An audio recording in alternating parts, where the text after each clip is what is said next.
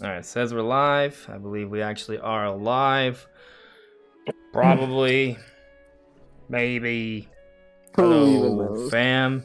Hopefully y'all can hear me. Let me know if you guys can hear me, if you guys can see me. Let me know if you can hear Brandon. Let me know if you can hear the background music. Let me know if everything looks and sounds okay. Yeah. Hopefully. Alright, so yeah, working on stuff. Everything's a mess. But here we are tonight. And we're going to be talking about a few different things. I didn't bring this up earlier, but we got updates on Nintendo financials this week, which I didn't address when I talked about doing the podcast today. So we'll be talking about that for a little bit. So I didn't put numbers together beforehand, so forgive me. But we'll be taking a look at some stuff. And we're also going to be talking about Game Award nominations, because those nominations have come out. And a particular game that we're both a big fan of, Brandon and I, has been nominated for a few different awards, including Game of the Year. And that's Xenoblade Chronicles 3. Will it win Game of the Year? Not a snowball's hell. No, snowball has a better chance in hell than Xenoblade Chronicles 3 winning Game of the Year. But the fact that it was nominated is substantial news, I would say. So we're going to be talking about that and other Nintendo games nominated the Game Award, just talking about different games we played throughout the year that we enjoyed and liked. And then we're also going to be talking about Pokemon Scarlet and Violet, because those games are coming out this Friday. And even though, not this Sunday that just passed yesterday, but the week before, I made a video questioning my personal excitement for Scarlet and Violet, as we've gotten closer and closer to release, as news has come out, as leaks have come out. I'm not going to spoil anything in this video, but I will be alluding to different things and talking about all that. My excitement has grown. And the games, from what people are saying, appear rather promising, actually. So we'll be talking about that as well. And of course, whatever you guys bring up in the chat, because we'll be going back and forth between Brandon and myself and you guys in the chat. And that's typically how things go. Now, if you're new here, subscribe so you can see more awesome Nintendo content, and leave a like, because that'll stop me from crying. But yeah, that's the general plan for the evening. How you doing, Brandon? I'm doing good. Good. Just playing Xenoblade before here, so yeah. Very suiting. Perfect for the discussion. Yeah. Oh, another thing that I didn't address. We got a little trailer for some Xenoblade Chronicles 3 DLC. So no. Sorry. Splatoon 3 DLC. Thank you. The threes are throwing me off. There was a lot of threes this year, to be fair. Bayonetta 3, Xenoblade Chronicles 3, Splatoon 3, Pokemon Legends, Legends Arceus 3, Mario Rabbids 3, Mario Soccer 3. Actually, technically, that's true. Mario Soccer 3. It's the third Strikers game that came out this year, so that's something. It was this year, yeah. But yes, that's the general plan for the evening. Let me check in here briefly with the chat before we jump into things. Hello there, DE Fox. Thank you for modding. Quinn McDonald, hello. Yep, the podcast is starting a little bit later than I was hoping to. I know, I'm sorry. Sabo, hello there. You're not nobody. You're Sabo. Sabo is not nobody. Or are you saying nobody is Sabo? You're here, and I'm glad you are. Paul Dunn, hello. Welcome. Having Hope 5, good evening. You've also been busy playing Xenoblade Chronicles 3, huh? You just finished Chapter 2. Awesome. Awesome. Joycey J, hello there. It's been a long day. It's been a long day for me as well, Joycey. Danny's Hobbies, hello.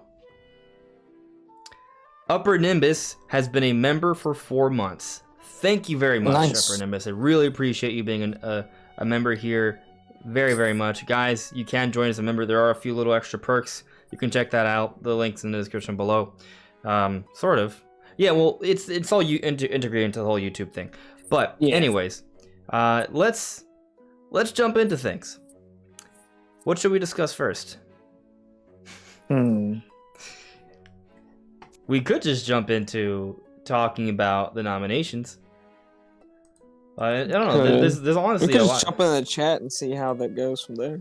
We could, or we could wait.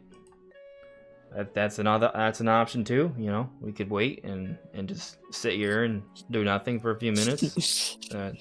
That's totally Yeah, possibility. take a nap. Well, you know, how about you haven't finished Xenoblade Chronicles 3 yet? I have. How about you just give me a little bit of your thoughts on that while I pull up a few articles here? I mean, I just to let people know where I am without spoiling anything. And like, I think the beginning of chapter 6, it's always confusing for me which chapter I'm on because it's kind of like not in your face. Doesn't let you know. Like it's not like a big splash screen that says chapter 6 or something. Yeah. But I believe I'm on chapter 6. I'm in the snow area, and I'm about to go to the Omega. Yeah, Colony Omega. So, but I'm doing a lot of side quests and stuff before then. And I think the entire game so far has been really good. But boy, did it pick up after Chapter 5. Like, Chapter 5 was absolutely insane. Like, I thought the game was good. Sure. Like, pretty good. Yeah. Before then. Like, I thought the gameplay was really good, but the story was just, like, okay. Yeah. And then Chapter 5 was just like, oh my gosh. This is absolutely insane. Like, Chapter 5 went hard. That was some crazy stuff went down Chapter 5. So, I'm, like, really into it now. And I'm just going to keep playing it, like, all the time. I think I played it, like, before this weekend, I was only, like, 45 hours or less in the game, and I just hit 60. So I've been playing it a lot this weekend. So, yeah, it's been really good. I think the side quests are honestly, like, really good. Like, I hardly ever play side quests in RPGs. Like, in 2... I literally did one side quest, thought it was like the most boring crap ever, and then I just like accepted side quests to see if any other ones seemed interesting, and none of them did, so I did literally no side quests in that game. But in this one, I'm doing like every single side quest there is, because they're all like stories and or like world building. None of them are like just like, oh, here, go gather some beets for Farmer Joe. It's not crap like that. They're all really good. Yeah. So I've been doing like everything there is to do because it's all really good content. Right. No. I totally agree with you. The DLC quests in Xenoblade 3 are head and shoulders above the previous quests we saw in the other Xenoblade games. They're better. They're better because I mean the thing is, what did I say? It's a DLC quest. Jesus, I am so done, bro. I'm so done. I am exhausted. Everything. I just can't speak anymore. Yeah, forgive me. The side quests. Maybe I'll forget how to say hello next. But anyways, yeah, the side quests are a lot better. I'm totally with you there. Yeah. They're really good. Like some of them are, or most of them, honestly, they're basically just expanding upon the story. The major ones, the hero quests. But even like the less substantial side quests that are kind of like fetch quests and things of that nature. And some of them are not. There are sequences and events that are tied to them. Sometimes characters may be lost. You may have to fight to save somebody, find a special object or item, and there are, there's tracking stuff, and there's different little things. But yeah, what I think makes them a little bit more fun, even the more basic ones, is just that as you do them, you are building up each colony, and you see that progress, and it impacts things. And it's kind of like just like a fun scoring system. As even like when you talk to people, you see your rank in the colony go up. And that, it's just like a little bit of a point system involved, and that makes it just that much more fun. But, with the bigger quests, they do have those more substantial stories that are kind of complementary to the main plot of the game. And they just kind of give you more atmosphere and more background lore for everything. Everything and feels like it's just better. World building. It's very nice. Absolutely. Down to every single side quest. Everything has like at least a little bit of world building to it, which is great.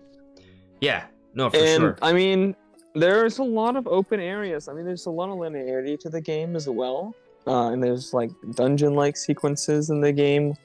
And there are places that are definitely like really open. And there's a specific part of the game, I believe it would be chapter 4 or chapter 5. I believe you go in there in chapter 4, but it's really open. There's like, I mean, you see it in the trailer, so it's not really a spoiler, but there's like a sea area, and it's really, really open. I mean, like, that area feels like you're playing like Xenoblade X almost. Like you can just go like anywhere you want, and you can tackle like the islands from like multiple angles, and it's a lot less linear.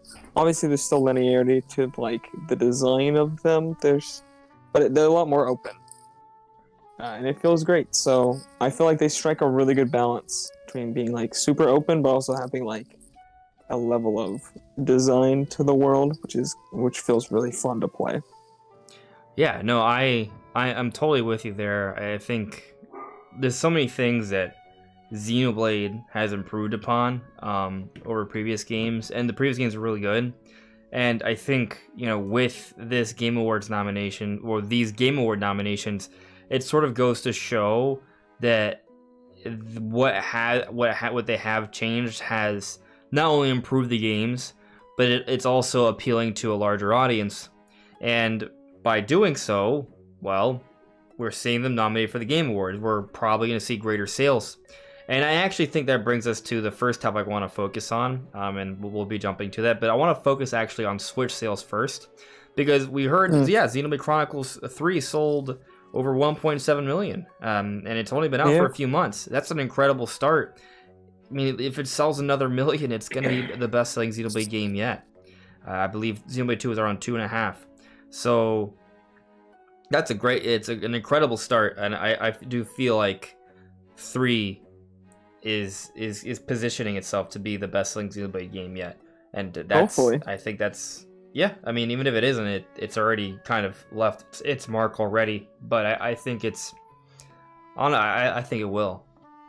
It's especially now with the nominations, right? It's going to get that much more of an audience. Spotlight on it. Exactly. So I don't know. I kind of feel like it's basically almost a shoo-in to be the best-selling Xenoblade game yet. And imagine if eventually like a Xenoblade game could sell like 5 million copies or more. Like, I really think the quality is there. I think that there are people. I think just people need to try RPGs, man. Play RPGs. They're great. More people need to play more RPGs. I mean, it's a great genre. I mean, 3's made such a good start. It's gonna get this, a little bit of extra advertising with the Game Awards, and then you have the DLC coming throughout all until I'm gonna assume close to the end of next year. So, I mean, the major DLC quest, like the Wave 4, that's gonna be like the Torna for 3. That's gonna probably give it another boost as well. So, right. And if there's new Switch hardware next year, and they tout like a better looking version of 3. That could also give it a little bit of a boost too, that's pure speculation, right? But the deals. When does the story DLC come out again? You said exactly. Do we know? We don't know exactly. We don't know. Okay, so just sometime next year, right? Yeah. Okay, I think we just got Wave 2. Theoretically, it could launch after next gen Switch next year. I mean, it's gonna be sometime in the second half of next year. I think it's all expected to be out by holiday 2023. Okay. So, yeah. It would be really cool if that version of the game, and especially if they did a standalone version like Torna, if that version of the game was like had built like specifically. Obviously, it would run on the normal Switch, but it was built in mind with like a next gen Switch, and it kind of took Xenoblade 3 to like and really perfected it.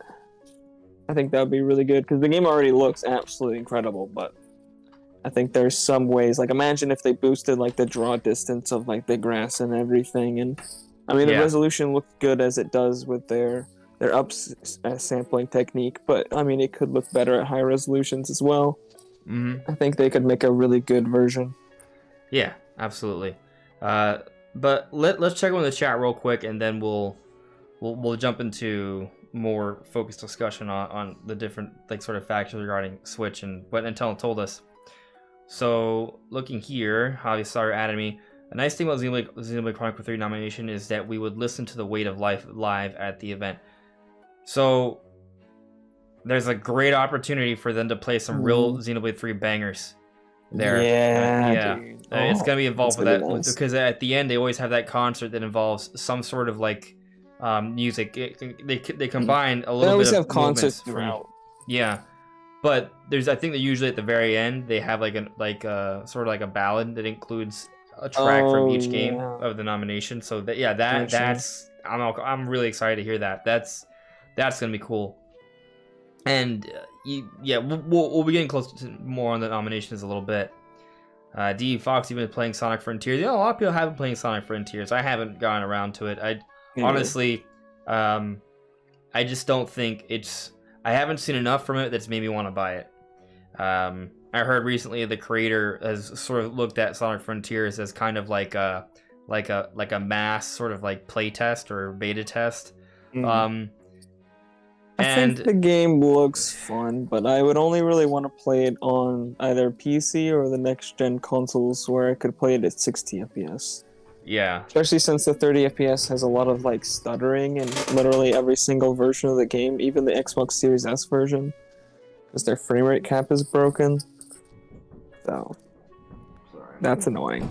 And I don't want to be playing a game that's blazing fast at 30 FPS and that has stutter all over it. And especially if I play it on the Switch, the visuals are like really compromised. Like it's worse than like The Witcher 3, bro. It looks bad. Yeah. Yeah. I'm seeing here Taker saying, has anyone told Andres the camera's in the frame? Well, I think you mean the microphone. Do you guys not like saying the microphone? I brought it closer just so maybe you guys could hear me better, but I don't know. I'm still trying to figure out like what would be the best way to kind of have it angled. Brandon thinks it should be closer because you can hear me better, which is arguably more important. So, I don't know. You guys let me know what you think. I can have it. It sounds worse, but not like terrible. Yeah, it's still kind of like. Let me see. Yeah, you guys can still hear me. I guess the idea is just that it might be better. The microphone quality is a lot better, especially if it's like just a couple inches from your face. Yeah. But I mean, I don't know. I'll work on it. But at least now it's off camera, so you guys can still hear me fine. I mean, I can hear you fine, so they should be able to hear you fine, I'm sure. Okay. Well, it is what it is. But yeah. Anyways, moving on. Let's just jump straight into the Switch sales talk. Ruby, stop drinking my water. It's my water. I need this. I will dehydrate. I'm gonna drink some of my water. It's mine. She's sitting over there. She'll come at some point. Anyways. So, no. You cannot drink this. I need this. Dude, cats are relentless, bro.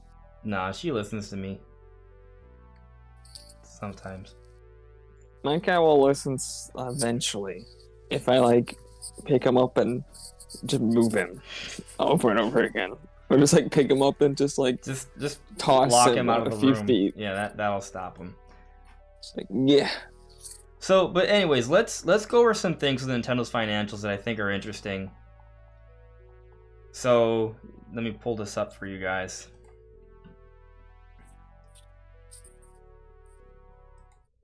No. Why is it doing that? Why? I'm not upset.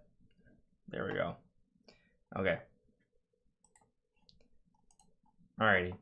So there's a number of little things that have happened. One big thing I want to point out. Switch is now past 114 million systems sold worldwide. It is officially the third best-selling system ever. And you know, if Switch still maintains close to 20 million units sold per year, like, you know, give it another year, it's gonna be right there. Now, the thing about that though is that if you look at, say, this chart right here, Nintendo's trying to sort of position things where it seems like they're sort of doing the same, but they're not. Now, it's not bad. This is not bad. Okay, so don't freak out when I say this. But yes, sales are suggesting from this period of time, July to September, compared to last year, they are down. That does not mean that sales are going to completely stall and it's all over. But this is a sign. Now you see the sell in's not as bad as the sell through, right? But the point is there is some sign of dippage. It's very minor though. So like we're still looking pretty strong, and I'm sure with Pokemon Scarlet and Violet, the first open world Pokemon games coming out and at the end of this week, that's going to go a long ways towards boosting sales. So once everything's said and done, this year is probably not going to look that much worse than last year. But there is suggestions that we are starting to see a downward tilt.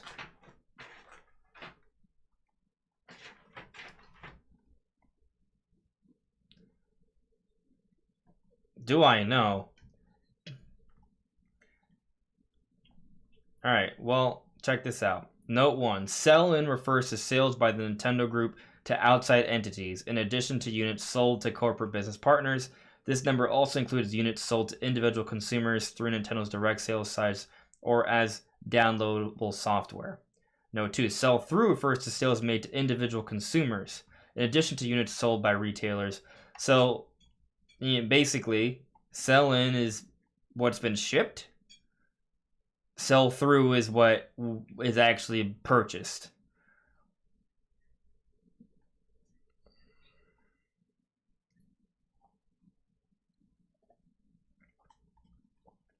Looks like it. Yeah.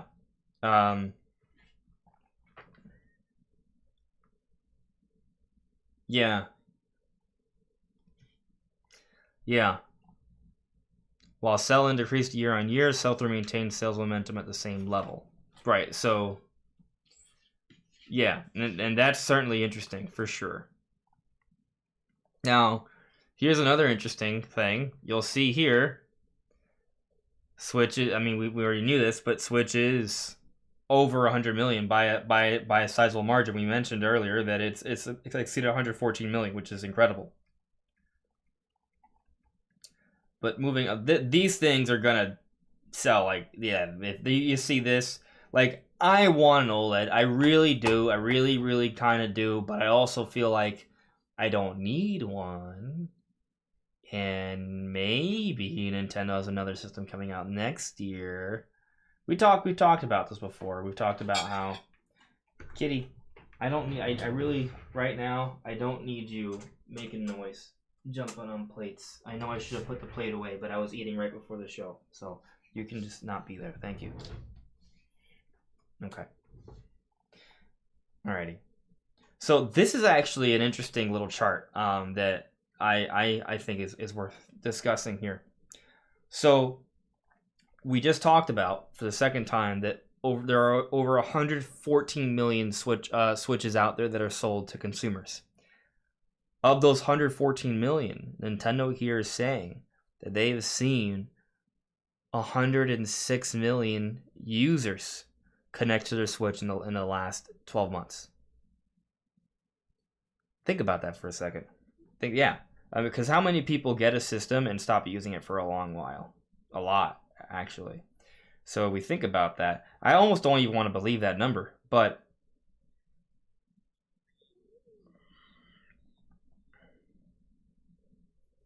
right? Yeah, it's over 92% of people. I mean, let me just reread that. Maybe I'm misreading it. Annual players user. I don't think so. Out of all Nintendo accounts registered Nintendo Switch systems, the number of users who played Nintendo Switch software one or more times during the 12-month year. So these are Nintendo accounts.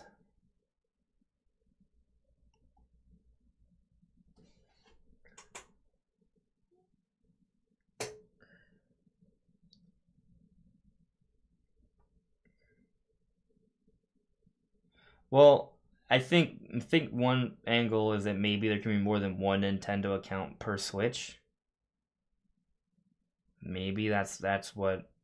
Out of all Nintendo accounts registered to Nintendo Switch systems, the number of users who play Nintendo Switch software one or more times. So this is Nintendo accounts. Okay? So there's 106 million Nintendo accounts. That's still really good. Let's read this note here. The number of Nintendo Switch annual players users only counts people who have connected to the internet and consented to provide statistical information to Nintendo. So actually, this note could suggest there's even more. Over 100 million users played Nintendo Switch software in the last 12 months, and we still see no downward movement in the trend as of now. I mean, I don't know. It just basically just sounds like people are playing their Switch. It sounds like they're just yeah. And that's pretty much it. There's not much else to like. That's it. That's what's happening. Like, it's good. Like, yeah. Yeah. So that's amazing, really. Now here's another interesting little factoid. You see this little green chart? This shows the age distribution of players. So here, the largest group are people in their early 20s. That's just insane. Yeah.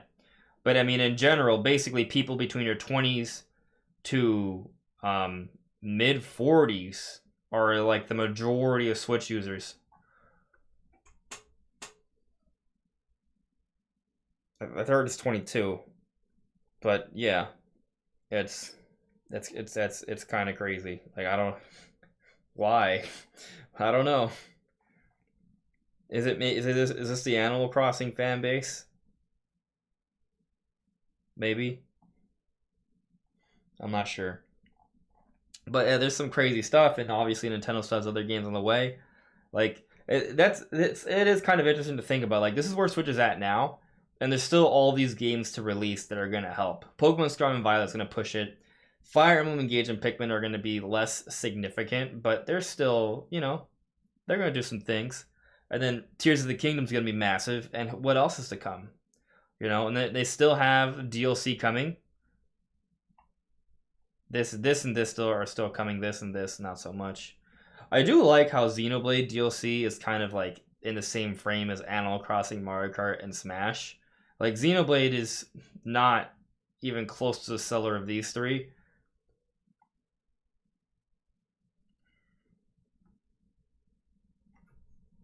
I'm not sure about that.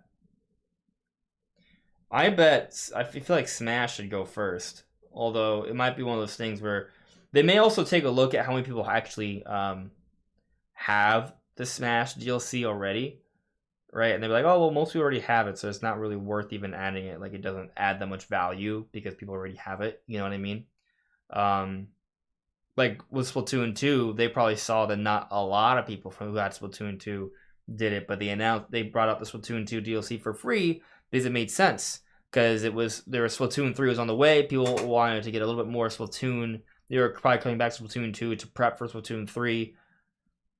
Right, so giving that DLC for free would encourage some Splatoon 2 fans to buy into Nintendo Online. So I don't know. I if they haven't announced it for 3 yet, I don't know if they will. Yeah. Now, this is what I think could happen, though, right? And I've talked about this a while ago, and people said I was crazy, and maybe you'll still think I'm crazy. But a Fighters Pass Volume 3, not now, but maybe when Nintendo announces their next hardware, they announce maybe another edition of Smash Brothers. It's still Smash Ultimate. It's just, maybe like a 4K version, something like that, a remastered version that includes all the DLC.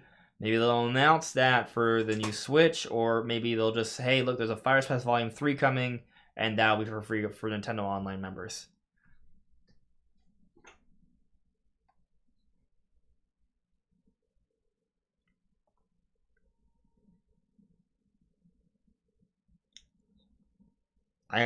You know what I think they should do?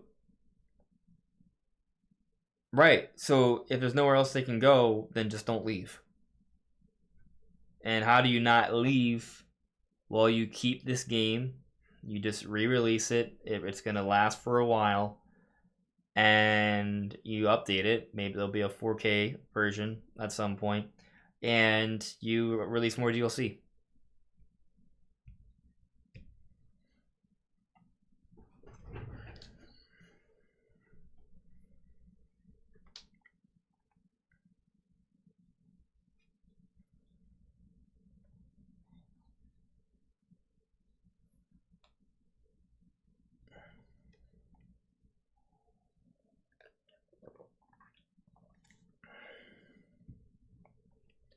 Sure,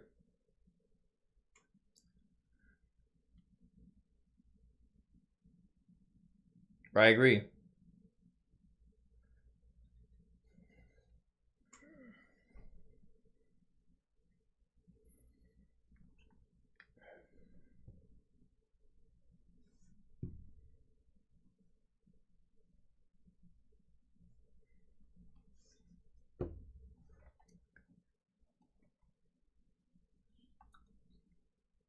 Yeah.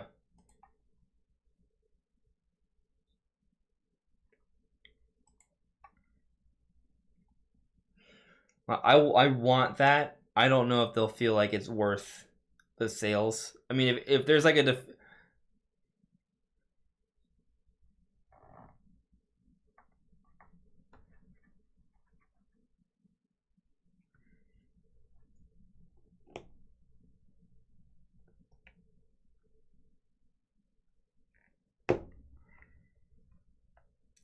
I don't know. I feel like we're many years away from another Smash Brothers though. I feel like we're like a really long time away. I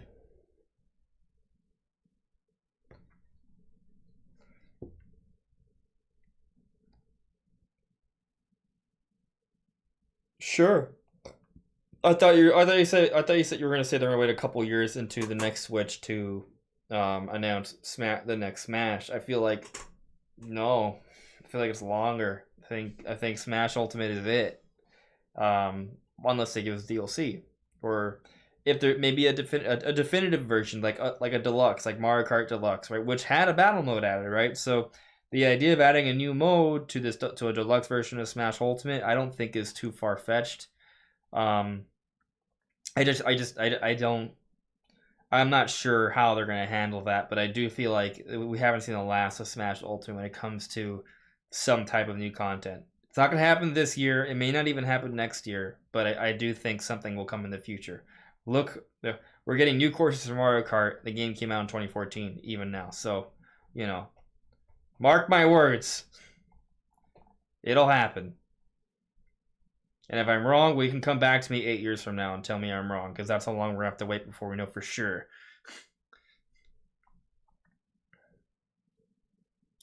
Yeah.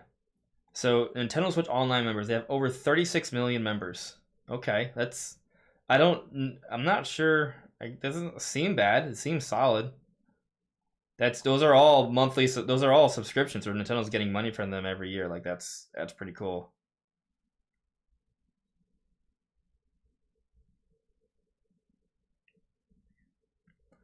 Yeah. Does that account for family plans that have multiple people? Schmucks like me that just pay $80 for Nintendo Online. Yeah. I pay for the family plan and I'm by myself. I'm not by myself, but yeah. Yeah. Digital sales growth. Okay, add-on content, download only software, Nintendo Switch Online, download versions of packaged software. I'm trying to see if the ratios. Okay, so it looks like. Well, I mean, game sales in general have just gotten higher year by year as there are more Switch owners now.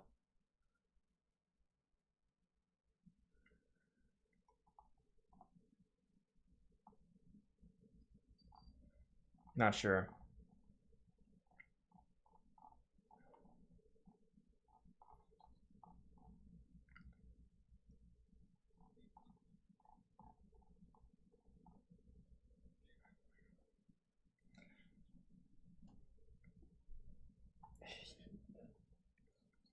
So this is something else that's kind of crazy though. Splatoon 3, 6.7 million already. Like that's like what, about half of Splatoon 2 sales already. So I imagine it's gonna be, sales will shoot down, but it's insane. So I really do wonder, like, can Splatoon 3 pass Splatoon 2? You know? And keep in mind, there's DLC coming from that as well. There's gonna be a paid expansion. Like, it's just insane. I mean, so Xenoblade 3 is performing really well. It's looking like it's outpacing Xenoblade 2. Splatoon 3, I don't remember the numbers, but I feel like it's probably outpacing Splatoon 2. But something to consider though, Splatoon 2, when it launched, the Switch was still young. Splatoon 3 is right now there's over 100 million, so there's a lot more people who can buy it now. So the question is, does that just mean the people who would buy it are going to buy it faster because they already have the system? Or does it mean that, and also new people who didn't get Splatoon 2 with the initial craze will now also get Splatoon 3, ultimately amounting to even greater sales? That's what I'm curious about. I don't know, but I reckon that we'll have a pretty good idea within a year from now.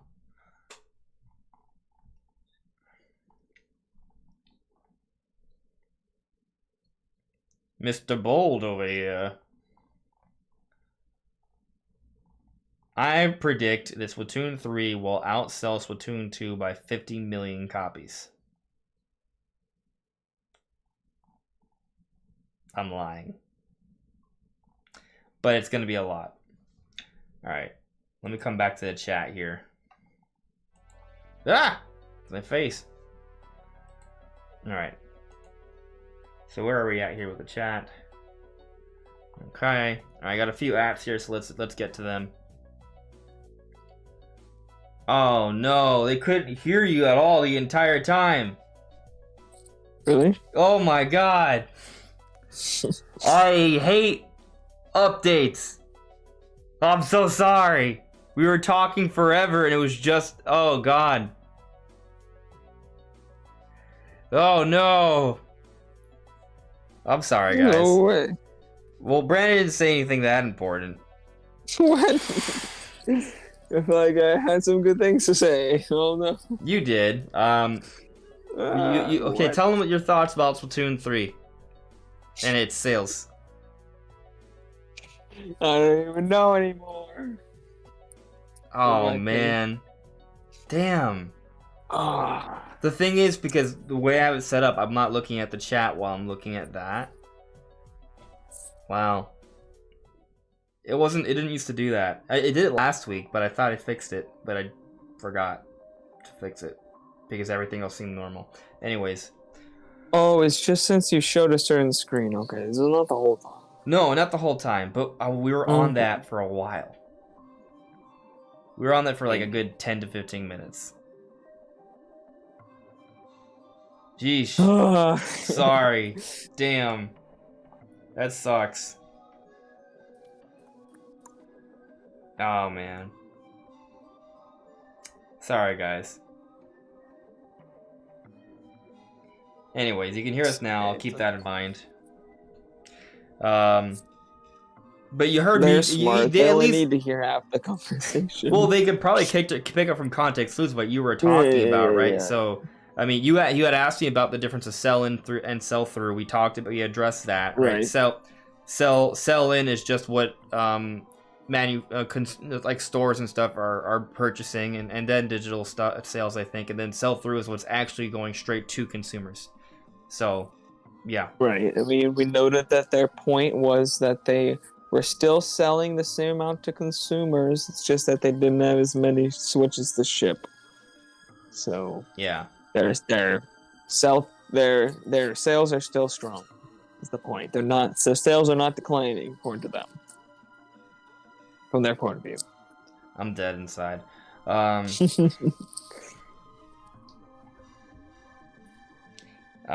sorry, guys. Yeah, no, because I try not to pay attention to my phone. I appreciate you guys were trying to DM me.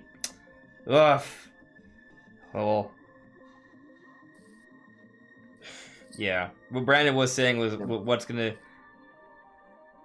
Cause I'll try to be in Yeah. the chat more. I guess I was watching the stream to see I this blame you, stuff. Brandon. It's all your fault. It's not my fault. It's Oh only I was in man. the chat. Yeah. But you know, people didn't get to hear your thoughts entirely. I assume people could pick up from context clues, but Switch has sold 115 million worldwide. We talked about how there's 106 million active users Right. on the Nintendo Switch line per year, and considering that they have about 114 million Switches out there, that seems like a really, really impressive number. Now, we did note how there could be more than one Nintendo account per Switch, which may make that number seem greater than it actually is. But I have to imagine that that difference isn't super significant, and we're still talking about a super majority of people who have a Switch to actually be using it, like, within the last 12 At months. least once a year. Right. So, yeah, Switches are used. They're not totally forgotten about.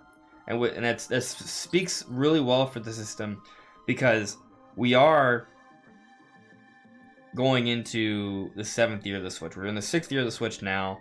Come March 2023, that will be the 7-year anniversary. So in the 6th year of the Switch, as opposed to seeing like huge drop-offs, people are still playing the Switch. Software is still selling really well. We mentioned how Kirby and the Forgotten Land is now the best-selling Kirby game ever. Right, Xenoblade Chronicles 3 is pacing to be the best-selling Xenoblade game ever. And Splatoon 3, I'm scared to say it, but Brandon, when you couldn't hear him, said that he predicted that Splatoon 3 will outsell Splatoon 2. So, still, with 6.7 million, with just it being out just for a few weeks, that is super, super impressive. So things are looking strong. You know, while we do see some signs of things trending downwards in terms of hardware sales, in terms of software sales, they are still right there, which I think actually supports more of the notion that when we do get a new Switch, be it next year or the year after, that they try to be as backwards and forwards compatible as possible, because that software is still gonna continue to sell. The games that we play on Switch now, we play it on the new Switch as well. So that's it's things are looking good.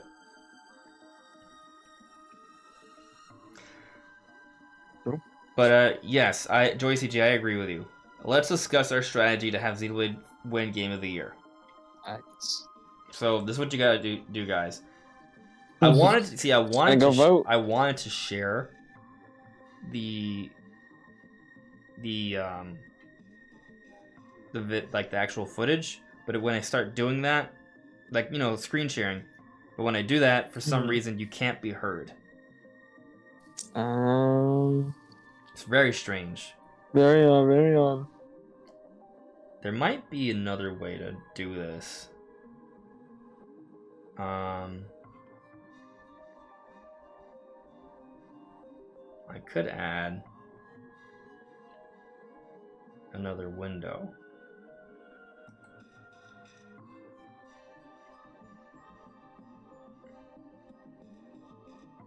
Well, I would have rather shown like a specific. Okay, let's try this. No, I don't want that. All right, we're not doing that. No. Anyway, I don't have to show you. It's fine. I'll fix this later for next week. But let's just go into this. So if you Google Game of the Year nominees, you'll see one of the top sites it'll say thegameawards.com. You can go to the nominations. Right. And then the first page of nominations, you'll see 6 nominations for Game of the Year.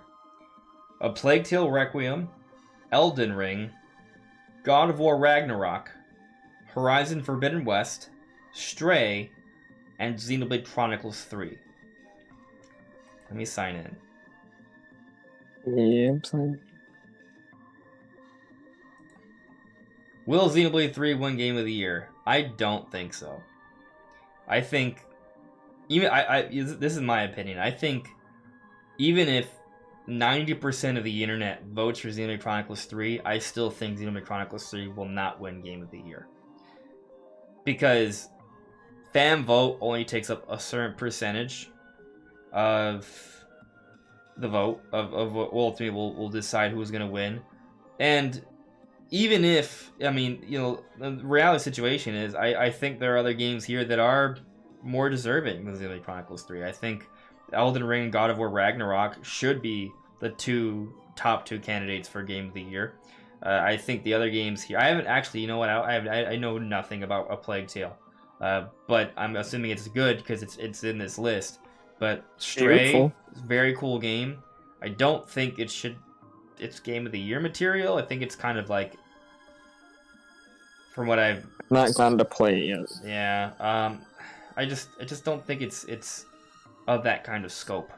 But maybe that's on my own skewed perspective. Like, you know, I would argue that typically a Game of the Year is the kind of game that, you know, it's like a big it's a big deal kind of game. It's something that's a huge venture.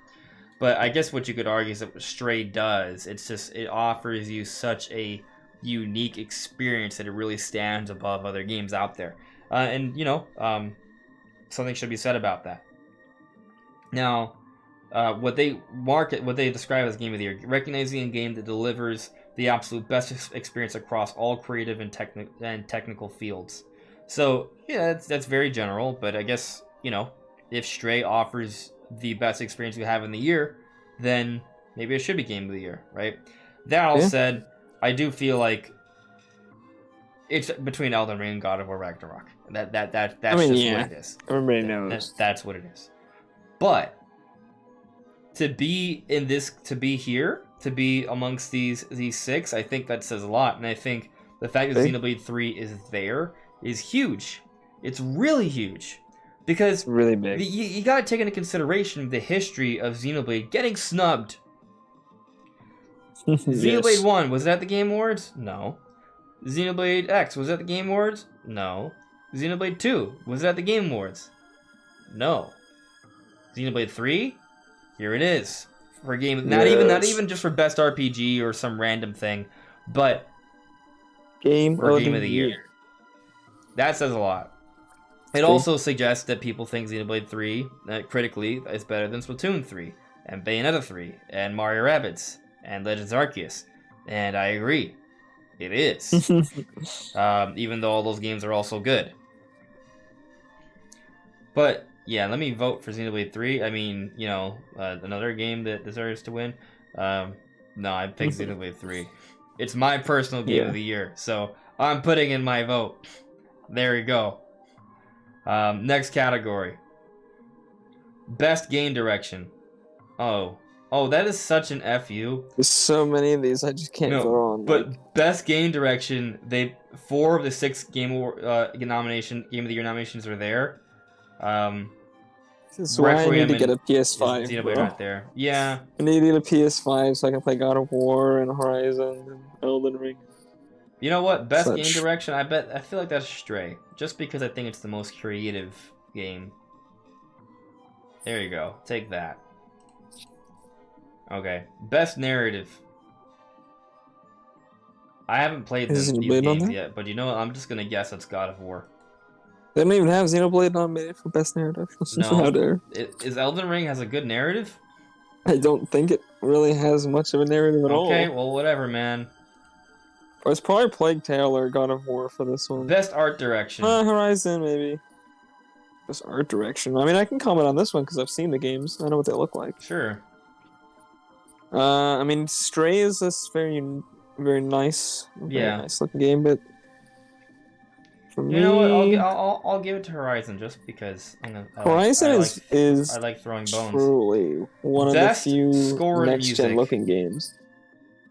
The options are Metal Hellsinger, God of War Ragnarok, Elden Ring, A Plague Tale Requiem, and Xenoblade Chronicles 3. The only correct answer is Xenoblade Chronicles 3.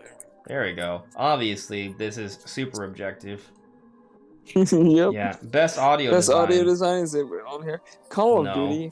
Get the fuck out of Call of Duty. I mean, I like Call of Duty. I'll just give it to God of War just because. No. I mean, God of War is probably going to be, Best performance. I mean, it says audio Well, design, first of though, all, so it might be Gran Turismo. where's honestly. Jennifer Hale for Bayonetta 3? Not there. I'm just gonna skip this one. Games for Impact. You know, I don't really know anything What about about this. Christopher Judge? Skipping it. Best Games for ongoing. Impact. I don't play any of these, so I'm skipping it. I've barely played even Fortnite this year. Best indie. Ooh, I need to play Tunic. But you know, I'll give it a Stray. Just because. Cats. Best mobile game. None. Do need to play too. Best community support. Yeah, no, these are Not just- interested. Let me see. Innovation and accessibility. What about No Man's Sky? Honestly, I can't speak for that, so I'm just gonna move on. Best VR AR game. Haven't played them, Ooh. so I'm just gonna skip it. Well, okay. Best action game: Rumble Teenage Among Mutant Us. Ninja Turtles, Sifu, Neon White, Call of Duty, and Bayonetta 3. Well, Call of Duty is not an action game. there's It's a action in first-person it. shooter. Anyways, there's a few of these games I need to play, but I'm gonna vote Bayonetta 3 just because I'm biased.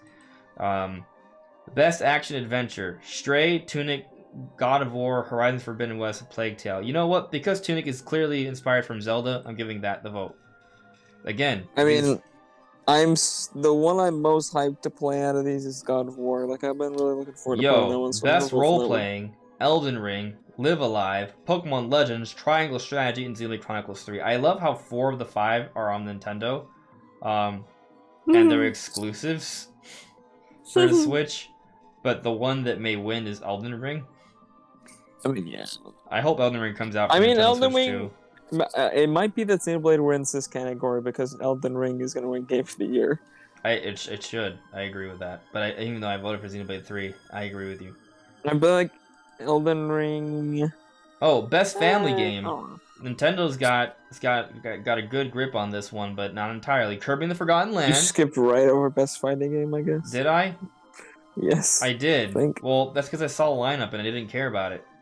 I'm gonna give it to Multiverses. The game is fun to watch people play. Sure.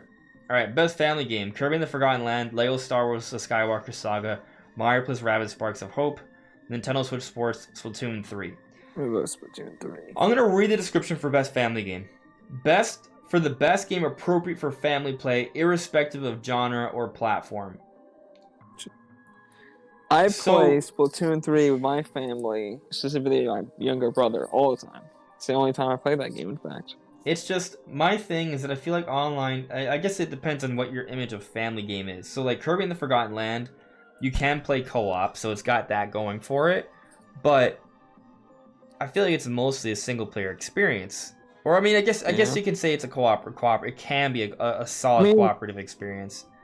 To bring my younger brother's opinions into this, they really like Lego Star Wars: The Skywalker Saga. I think that one's really good. I heard a lot of talk conversation about that actually. Yeah. Yeah, they really like that game. I mean, I don't think any game on this here is bad, right? Well, I guess in general that's why they're. Honestly, Nintendo Switch Sports, it's not bad. It's just very, very meh, and it should definitely not win this category, and it should honestly not have been nominated. You know what's funny though? It's sold really well, I feel like it's the one that fits my idea of what a family game should be, though. Yeah. I mean, Mario Rabbids is not a family game, right? It's not even multiplayer on that. I think family game just means the way they describe it. They should just say rated E. Whatever, E games that they didn't feel like fell into other categories. And if we base it based off that, it's just like the leftovers category. As good as Splatoon 3 is, I feel like with all the disconnects I've had with it, I just have to just straight up give it to Kirby and the Forgotten Land because I might agree with you if I had played Kirby and the Forgotten Land yet. That is like one of the big ones I really want to play after I finish Xenoblade. It's so good. Dude, it's just that I'm literally 60 hours into Xenoblade. That it's all I've been playing is Xenoblade and Splatoon. I don't have time. Well, let me double check if people can hear you because I'm scared. I haven't been looking at the chat in the last 10 minutes because I'm focusing on the Game Awards stuff. Okay, no one's adding me like crazy, so... Can you hear me? Am I here? Yes. Yeah, Charles. Charles can hear us. Okay. Or hear me, specifically. Okay. Nice. Okay. Can be heard. But Right. yeah, I might give it to Kirby if I had played it, but that's it's like the next game I'm gonna play after Xenoblade. So. Best sim strategy. Why isn't triangle strategy here? Strategy is literally in the name. True. Although I haven't heard anybody talk about Triangle Strategy 2 after it came out. Like, Sure. Whatever. nobody said a word about it since. But it was in best RPG. Best sports racing. Where's F-Zero? I don't know. It doesn't exist. Best multiplayer. Sure, I'll pick Splatoon, even though because of the disconnects, I don't think it deserves it. Content creator of the year. One of these, I think it deserves that. To be fair, I kind of hate this thing because whenever I see this, it's like always people I don't know, and they're always just Twitch streamers. Ludwig is the only one I know, and I don't even watch him very much. But I watch other creators who watch or who play with him. So best debut indie. I guess it should be Stray. Best adaptation. I mean, honestly, the one I'm probably gonna have the most fun with is Tunic. Like, that's the one I want to play the most. Yeah, I want to play it too. Most anticipated game: Starfield, Resident Evil 4, Hogwarts Legacy, Final Fantasy, a lot. Tears of the Kingdom. Tears of the Kingdom. Even though all of these seem pretty hype.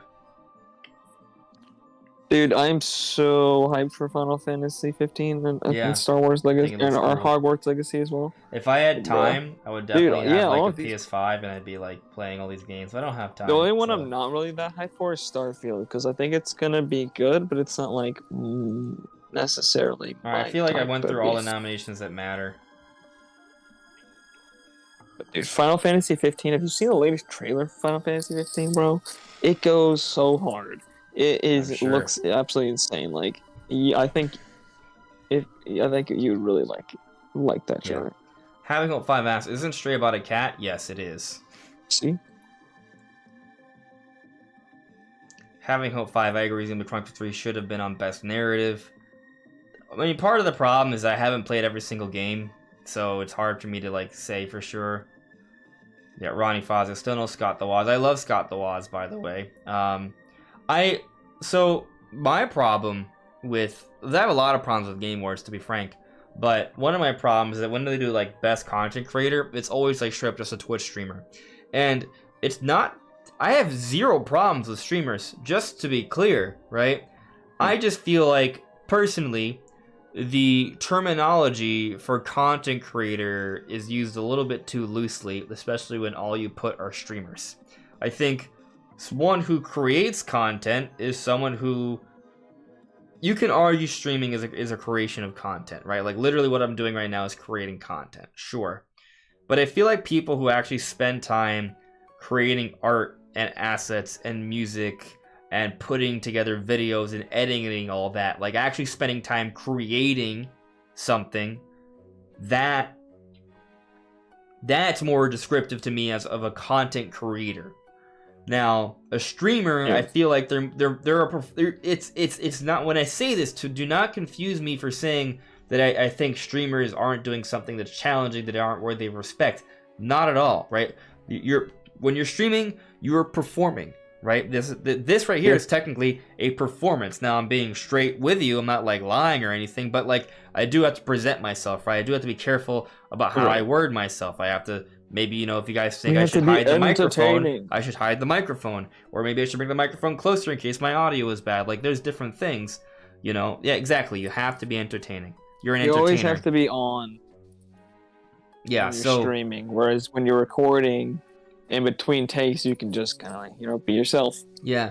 Now, if anything, if what they want to do is just say, like, top media influencers, which I think is more of a catch-all term, for the different identities on social media, then you can do that. Or maybe just create two different categories. You have no problem with having a whole bunch of them, so have another one. One can be best content creator, and then one can be best streamer. I think they're two different things. So, yeah, for sure. It's strange that Let's Players don't get a role. Like, there's a lot of people who are big. Like, I mean, people like Jacksepticeye or Markiplier who play through games like God of War when they come out, or anybody who are smaller creators who have Let's Plays on any number of different types of titles. A lot of them that are nominated, so it's like strange that we don't consider them as well. So it's like Let's Players seems like a very obvious category to have. Yeah, you could argue it's a dying breed, but you know. I think it's still pretty popular. Well, I guess the other thing is that you don't see a lot of new Let's Players, like maybe streamers, but not like people who just make Let's Plays. Perhaps. Yeah. It's definitely still a genre. Like I don't have an issue with that being still being a genre, you know. So it doesn't have to just be new it could just be they don't have to be a new creator. They could just be a creator, right? Or media influence, whatever it is. Right. So, yeah. I'm with you there. Hello there, Metroid Jones. How are you? Super Chris, you need to play Breath of the Wild again? Go for it. Netweed09, okay. Alright, let's check what you got to say. For you, he said for me, Breath of the Wild was merely half a game. Sorry, it just had so much potential, yet was empty. I argue with many people who use the post-apocalyptic narrative, but Tears proved it. I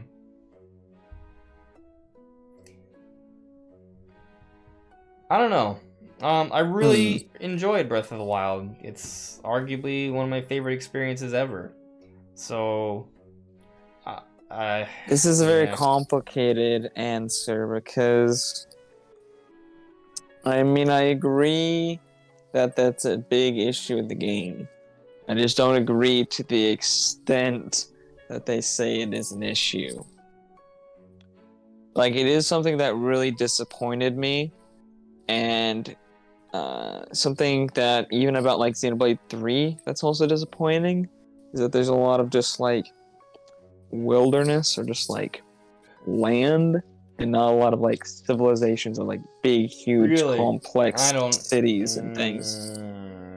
I feel like there the are. same can't be said. I feel like, you know, that I don't know. I think 3 does a better job than Breath of the Wild. It does, but like it's still like compared to like Xenoblade 2 or something like that, or X. I don't know. It just doesn't have a lot of very complex cities. I feel like a lot of the places you go to are like these tiny little camps. The world feels very like there's like the whole population of the entire world is like a couple hundred people, you know?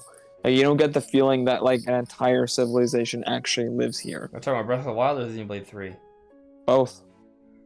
I think 3 does a better job because there's a lot of colonies, a lot of hidden colonies too that you may find that you may or may not have discovered yet, and some of the colonies actually differ quite a bit.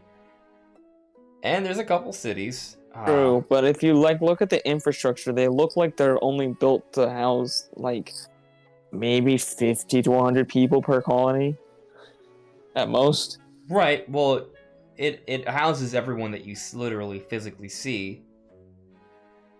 Like I actually, it's one of the things I like 3, 4 because everyone you see, there is a place somewhere where they can live. Mm-hmm. I feel like it's more believable than. And that's nice. It's just that there's not a lot. Like the population of this world makes no sense. Like, how do you have constant battles where like tons and tons and tons of people are dying all the time? And the population of the world is like 1,000 people. I mean, how many people do you? Doesn't make any sense. How many people do you expect for them to show off in the game? I'm just saying, like, there's nowhere for these people to exist. Like, obviously, the world isn't just as many people. Like, that's quite clear. There's just nowhere for them to be. It's like, where are they? Yeah, I mean, I guess there could. It's just strange to me. But in like Breath of the Wild, places. it's just there's not that many people in Hyrule in general, which makes sense for the story-wise. So in the sense that the story is kind of maintained, but at the same time, it's just not that many people. Like in general, like the cities are very, very, very small scale. Like if you play something like Horizon Zero Dawn or Horizon Forbidden West, and you see like these huge, massive, gargantuan cities.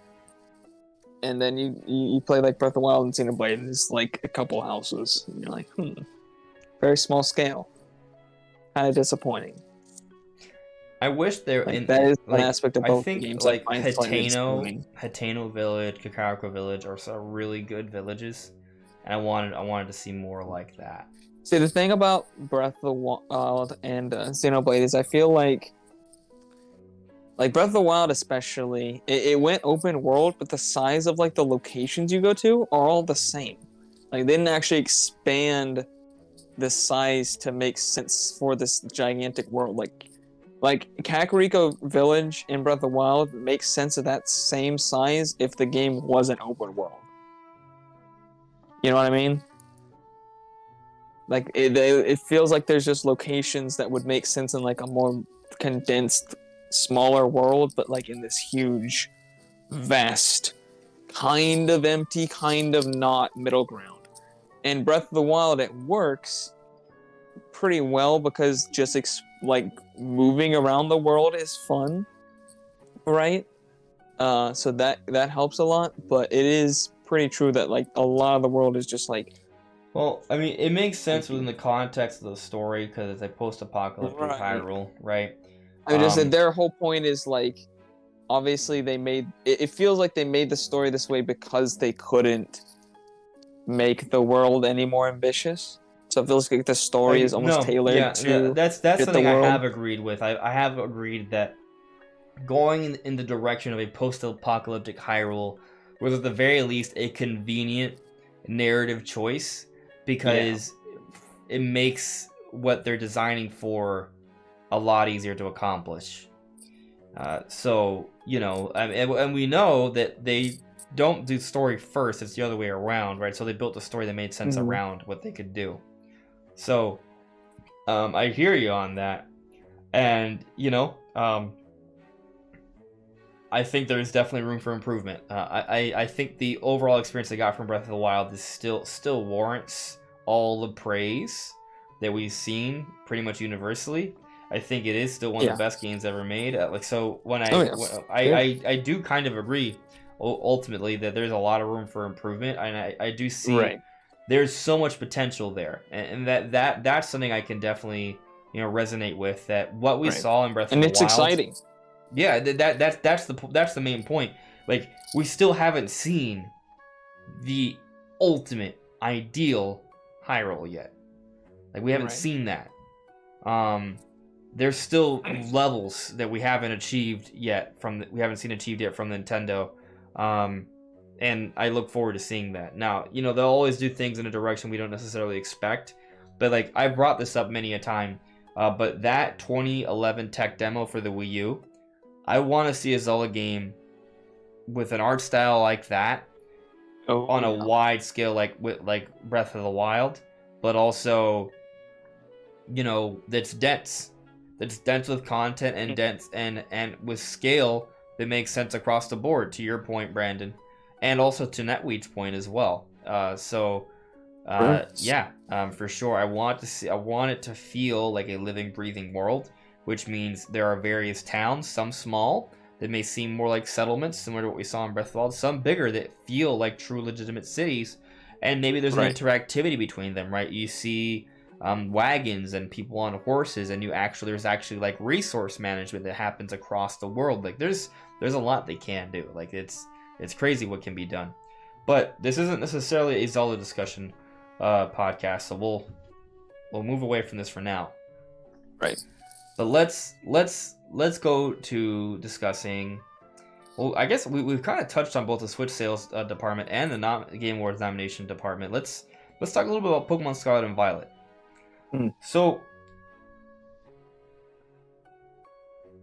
the games are coming out this Friday, and as we've learned more about the game, there's been some cool things.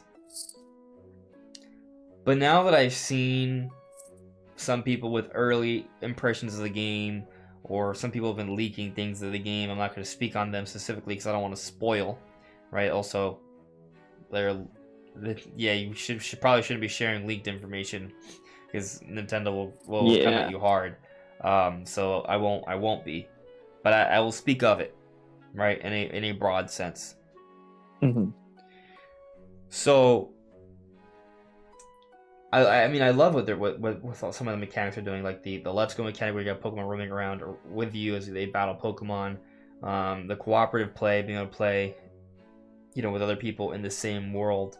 Those are all cool things. But what we've learned about the Pokemon in the game, I'm actually pretty impressed with. So there's more, if you account for new forms and new Pokemon, like combined, like there's more in this game added than in most other new generations. Not everyone, yeah. It's over 100. Oh wow. Yeah. It's impressive, and not to mention all the new Pokemon and all the new evolutions and forms that were added in Legends Arceus. Once Pokemon Home comes out, they will also be in there too. So if you can kind of like, because Legends Arceus didn't have the traditional battle gameplay, and it wasn't like competitive, like there's actually, so you can kind of add that as additional new Pokemon into Scarlet and Violet as well, and that number is even higher when you think about that. So there's a lot of new Pokemon, and there are some really cool designs. We see some really cool stats.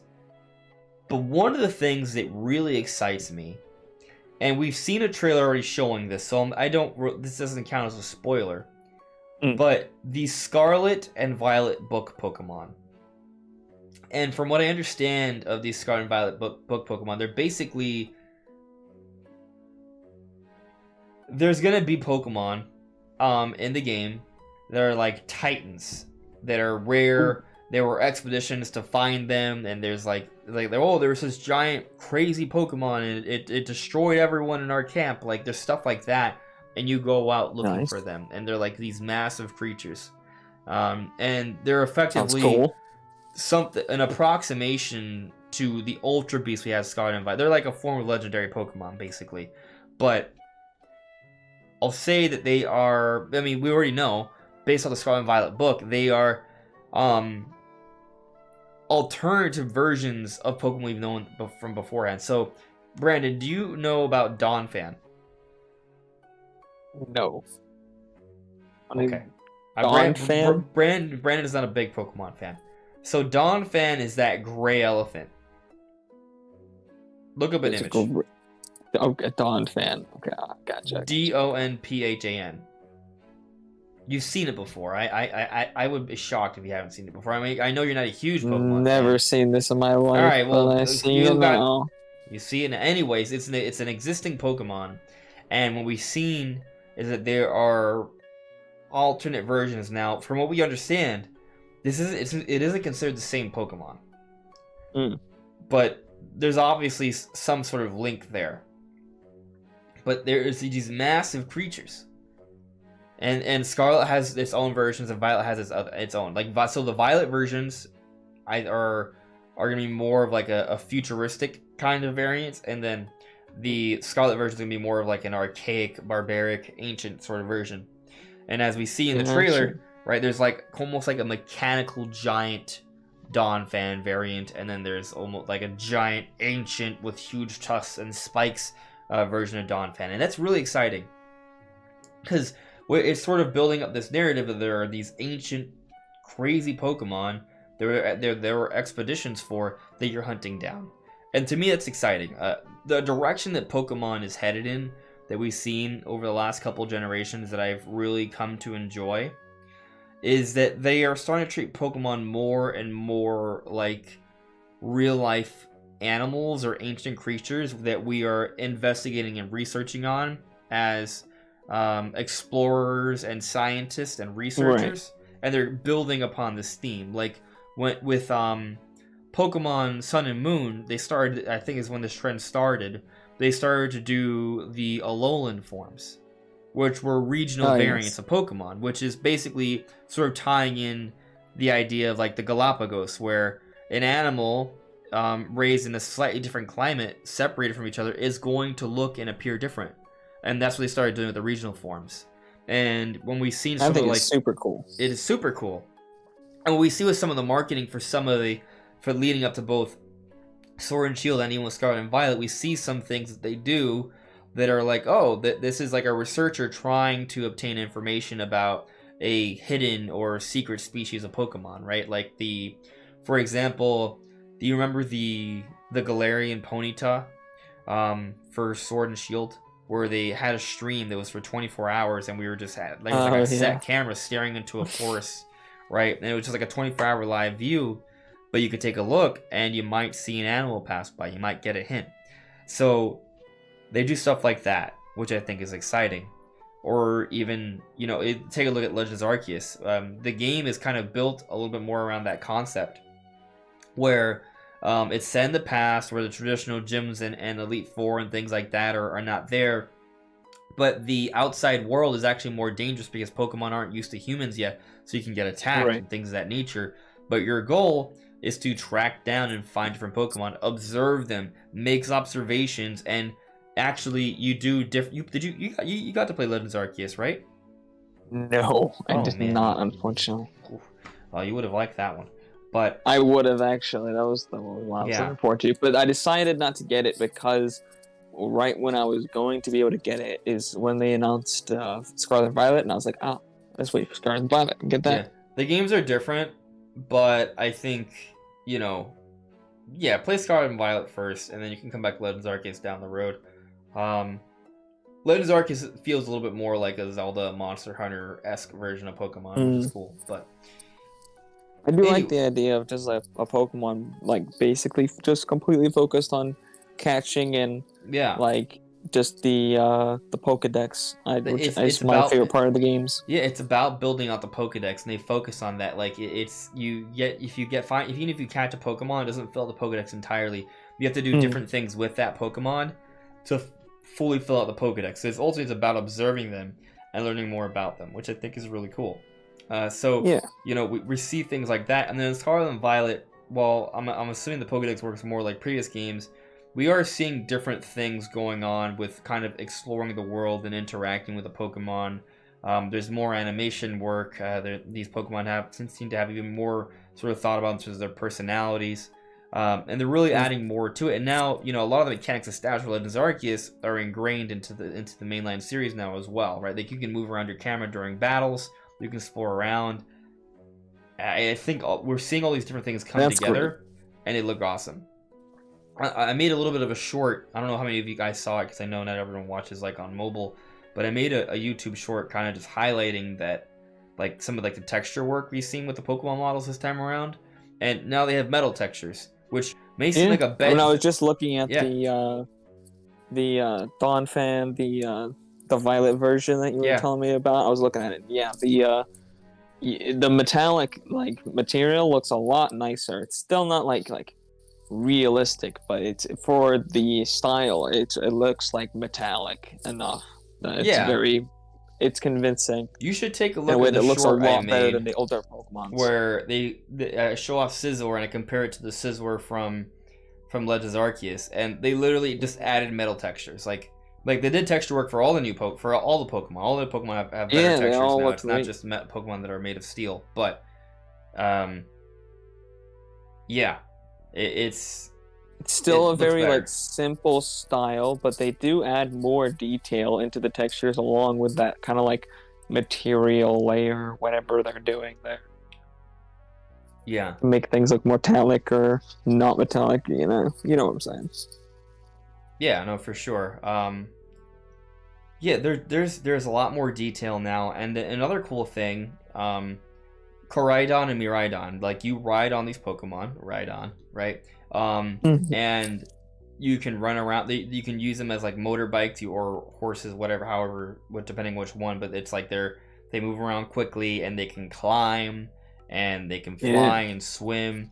And it basically kind of the same mechanics sort of saw in Legends Arceus, being able to do all those things. These Pokemon do them for you, and it just gives you more exploration options with the actual world. So, they're focusing more on exploration now than interacting with a Pokemon and the hunt. And I think these are all fantastic things. I still think battling's important, so I hope they're not shying away from that. And from what I've seen of some of the new mechanics and things, I'm excited to check that all out with the combat as well. The things that I I'm think doing great things for the hoping series. for the game is that, like, because obviously I haven't played a lot of Pokemon, so I can't get into the specifics on like the battle mechanics or Right. things, but I've played open world games and generally I know what I want from like an exploration side. And I'm hoping that the game just feels fun to explore, like there are things to find. And not only that, but like the movement itself needs to feel fun and fluid, not only for your character running around, but also for like the rides. I hope that they actually feel like fun to control and have some like weight and like physics to them, not like super, detailed, but like they gotta feel fun to ride, right? Otherwise, it's not gonna be that satisfying. I just hope the game feels satisfying, even in like basic things like moving and exploring the world, because I feel like that's some places like a lot of like open world games don't get right, and that's like one of the biggest things that like Breath of the Wild did get right. And I'm hoping that they get this right. So the movement around the world just feels really good, and the exploration just feels fun. Yeah, I Because you mean, can have an well, open world all you want, and you can fill it with Pokemon all you want, but if it's not actually fun to like just move around and explore, then it's not gonna work. that's one of the reasons why I think should play Legends Arceus, because that's one of the things that I think they really did really well. Legends Arceus, it's super fun to just run around exploring, finding different Pokemon, seeing if you can climb that hill, see what you can see from there. There's a dodge mechanic in Legends Arceus. Like it's, things are on another level compared to previous Pokemon games, but it's honestly a really good exploration game, and we're seeing some of those elements in Scarlet and Violet. I haven't played it yet myself, so the verdict is out, at least for me, but Right. it's promising. Now. Yeah. I don't. We're saying all these nice things about Scarlet and Violet, but I don't want that to.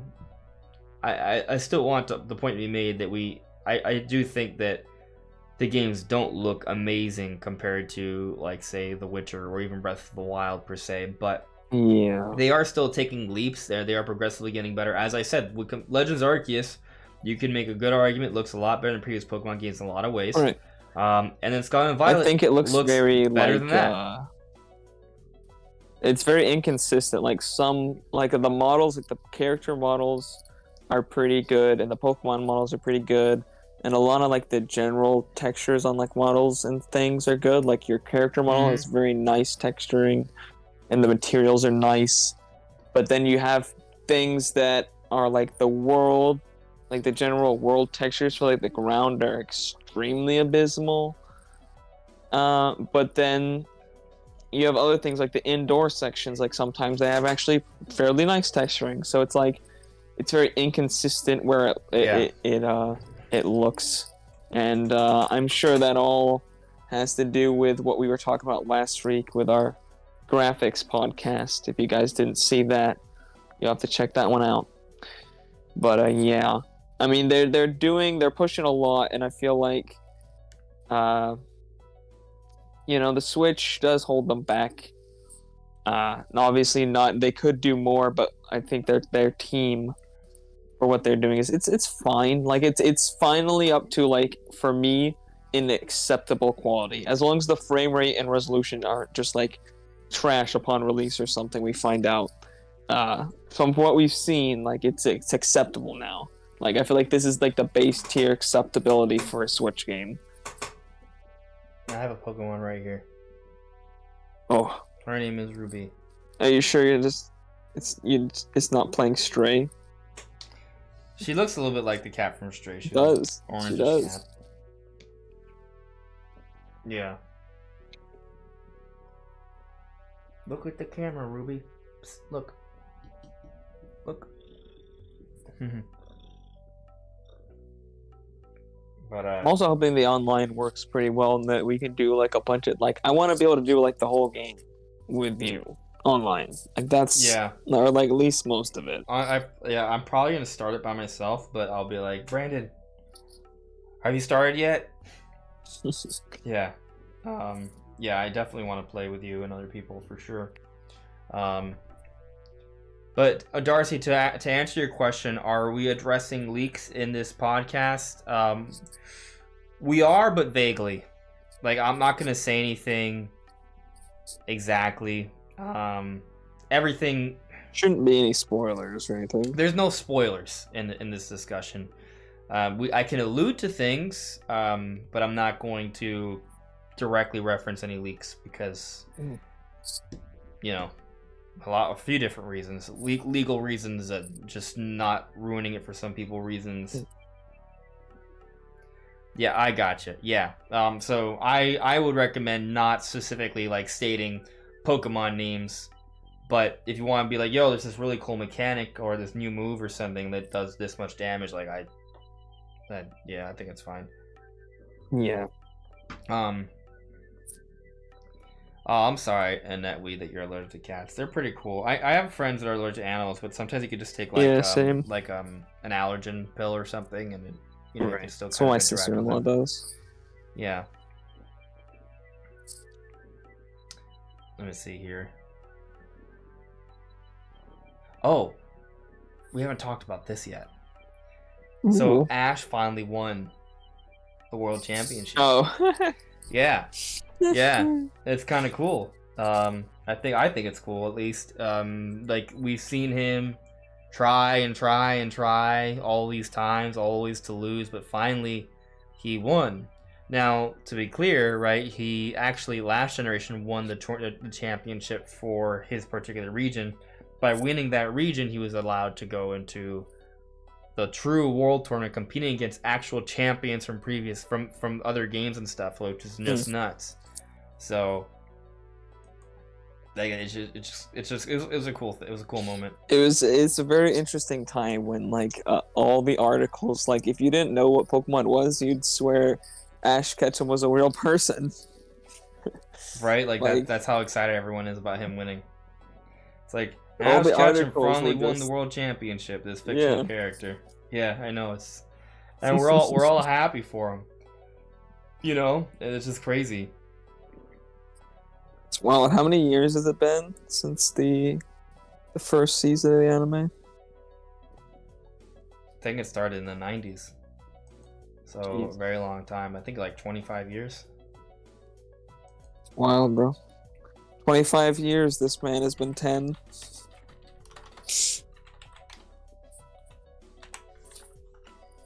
Pokemon anime start date. When did it start? April 1st, 1997. That's crazy. Dang. Yeah. That is crazy. So, you know, we'll be closing things out here. So if you guys have some final points or questions in chat you want to bring them up now. If you at me, I'm more likely we'll get to them. But something I want to kind of address is from what we sort of heard. So, like, the game, like, you can rush through the game and maybe beat it in about 21 hours.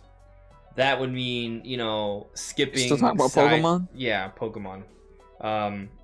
That would mean skipping side quests, not battling trainers, just doing all the main tasks. Okay. Which sounds reasonable. That doesn't seem that bad. Honestly, at this point, other than games like Xenoblade and Breath of the Wild, I want my games to be like 20 to 40 hours max, bro. Like, if you're exceeding 40 hours, you better be, like, Game of the Year material, bro.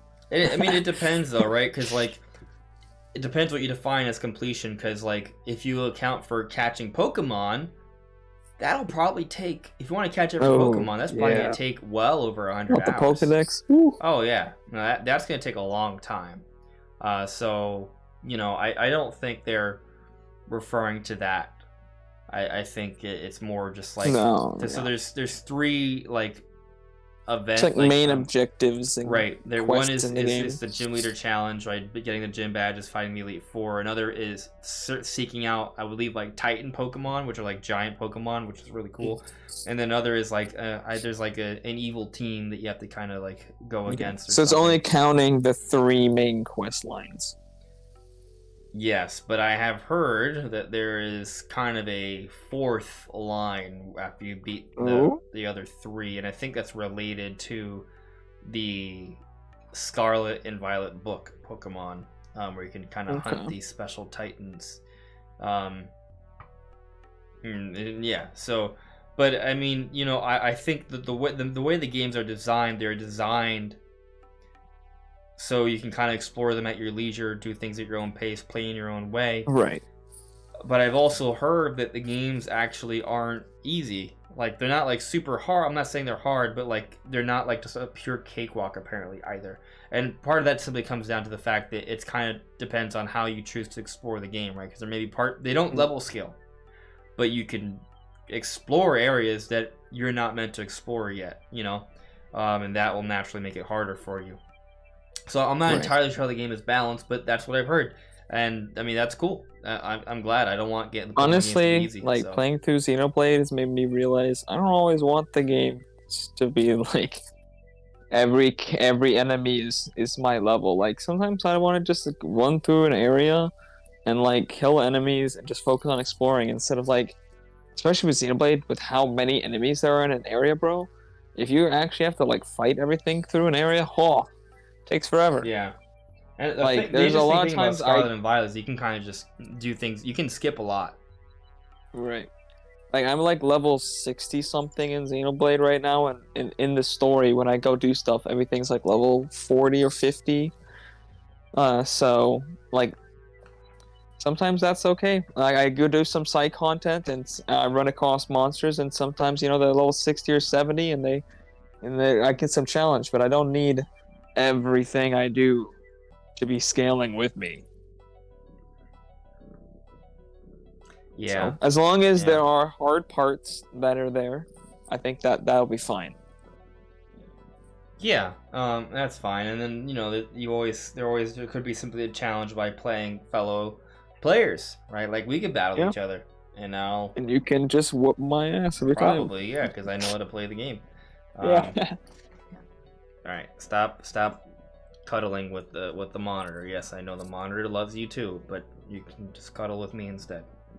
Okay? Yeah, good girl. Good girl.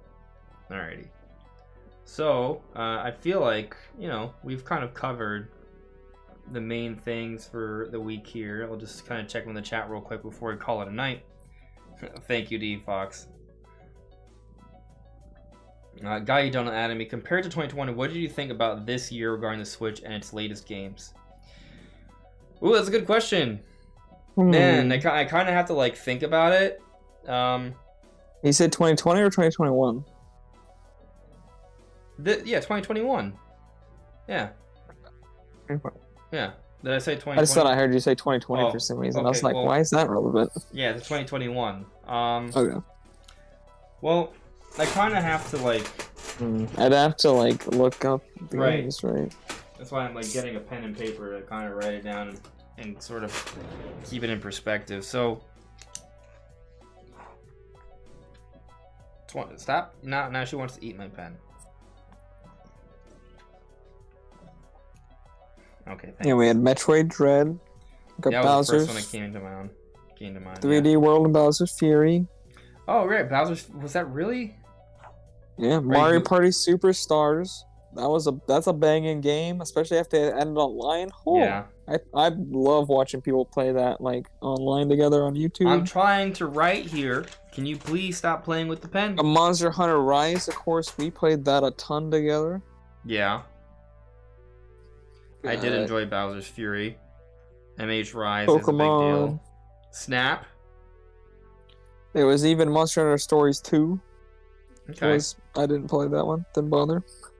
Shin Megami Tensei 5 came out. SMT5. I didn't play that one. That's facts. Mario Party was a thing. That's right. Stop eating my pen.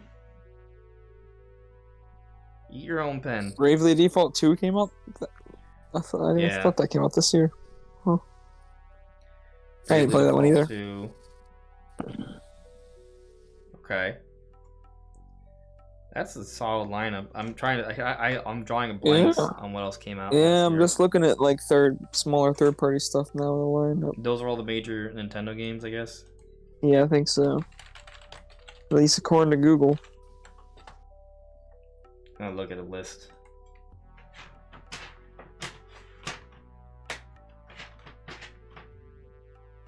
Let's see here. Let's scroll to 2021. Okay, so 2021, we had, you're right, Bowser's Fury, Blade Evolve 2, new Pokemon Snap, Miitopia, Game Builder Garage, which is cool, Mario Golf, Skyward Sword HD. Oh yeah, of course. Yeah. Yeah, okay. I actually really like Game Builder Garage. I thought that was super cool. WarioWare should not be slept on. A lot of like third-party RPGs as well. Yeah.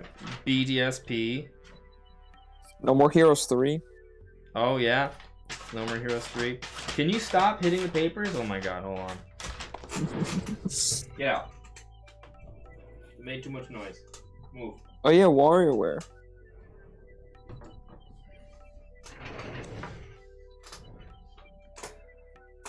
Sorry. We also had WarioWare, bro. I don't think we mentioned that one. I didn't play that one though. Nah, me neither. Alright, so then 2022. Should make my chance say 3 even. A remaster of that one. Legends Arceus. Great start.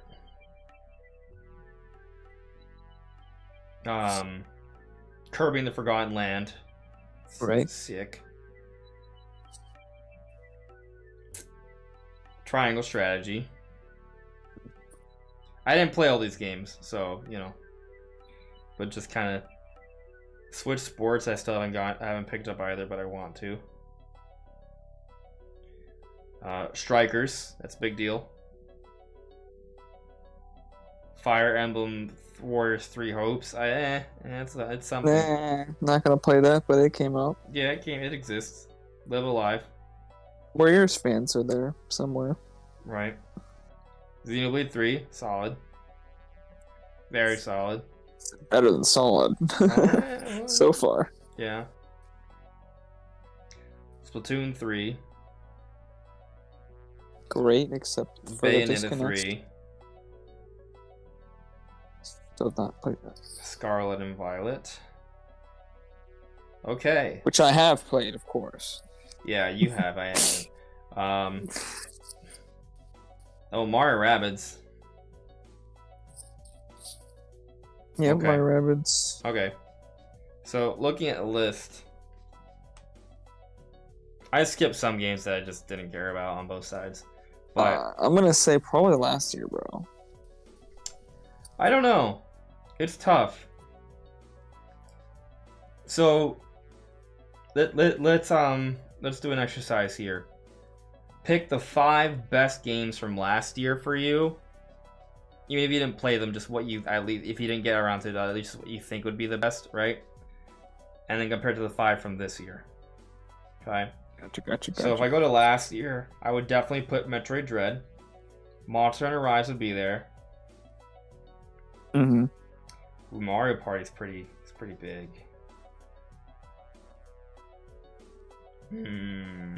Okay. SMT5 is a big deal game. Bowser's Fury. Pokemon Snap. Skyward Sword HD. No More Heroes 3. I don't know. This is tough. Because I can't just pick 5. Because Bowser's Fury is not like a whole game. And I didn't finish Pokemon Snap. As cool as it was, I didn't finish it, so I wonder if it's even really that cool. I mean, it is. I just need to get back into it. Skyward Sword HD was definitely big for me. The Brilliant Diamond Shining Pearl, was pretty meh. No More Heroes 3 was fun. Oh, a lot of these games didn't interest me. On Metroid Dread, I wanted to buy an OLED before I played that. I mean, Metroid Dread is number one for me. I'm either gonna buy an OLED TV or I'm gonna buy an OLED Switch. One of the two, I'm gonna play it on OLED. Yeah, I'm just trying to rank things, you know. Metroid Dread is number 1 for me for last year, and Monster Hunter Rise is number 2. Then after that, it's a little bit more of a debate because, like, I thought Bowser's Fury is awesome, but it was also short because it was half a game. No More Heroes 3 was not polished, but still really fun.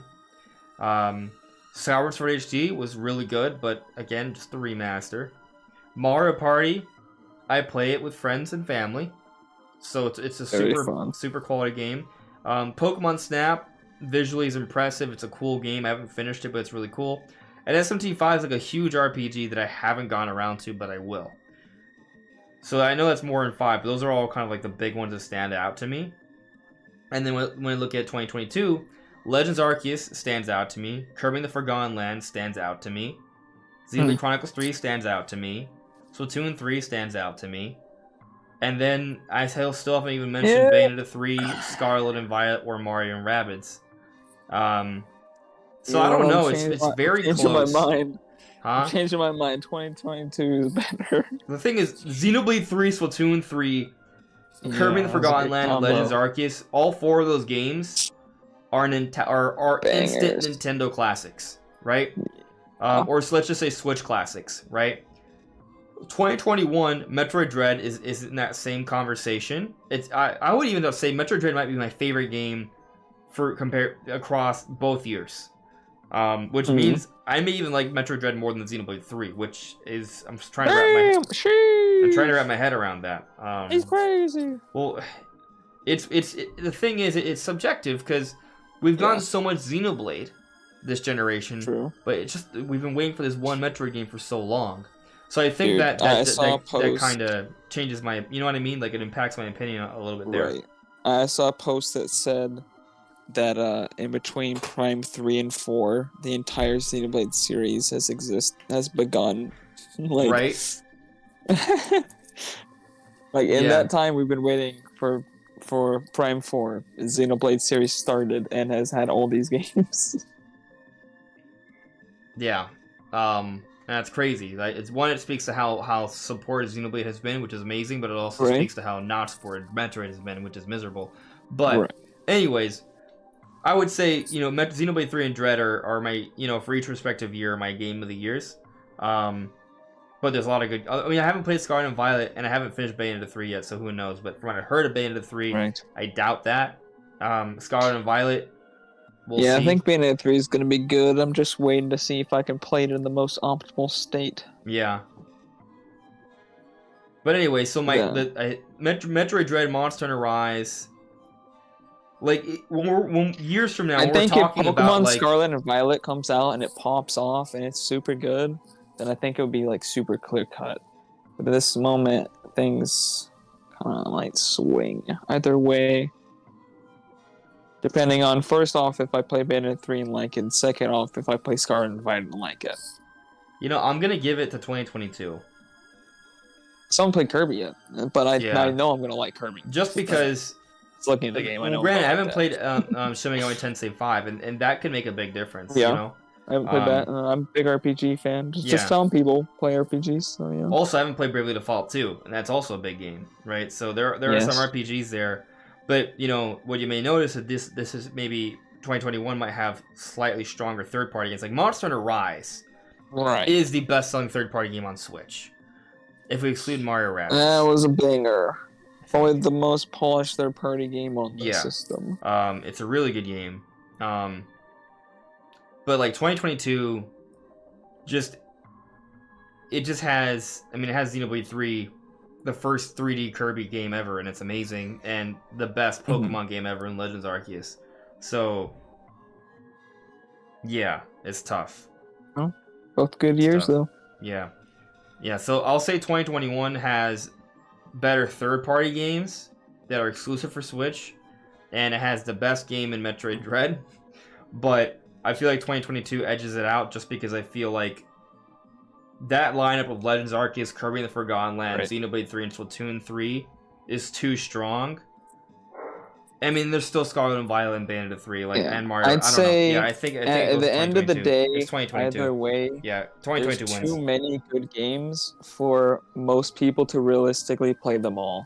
Yeah. So either year, you're looking at a good content, and I think across the board, if you want to Switch and you don't have anything to play, it's because you're not looking at the right games. Yeah. I totally agree with you, Brandon. Like, anyone who says there's not enough games to play, there's tons of games to play. It's just really, are you open-minded enough? Because the only genre I think Nintendo doesn't really like cover because they hit such a wide range of genres. Like they got the variety, but they don't really have like the things that I think Xbox and Sony specifically focus on. And I think it's kind of maybe because they do. Like they don't have as many of those like super high quality but kind of like 10 to 20 hour like story focus like God of War or like games like that or like Uncharted. Well, They don't something that have that Nintendo is Sony missing has. that they should do? Arcade racers. It's something they used to do. All we have is Mario Kart from Nintendo. Yeah, true. And it's not like Nintendo only has one or two franchises they can rely on for this. They have a lot. No, they got a bunch. They can do some varied stuff. It's like let's start. Mario Kart, Diddy Kong Racing, Wave Race, F-Zero, the Excite series, which has come in many different variants. Excite Bike, Excite Truck, Excite Bots. There's 1080 series kind of counts. The 1080 series, absolutely.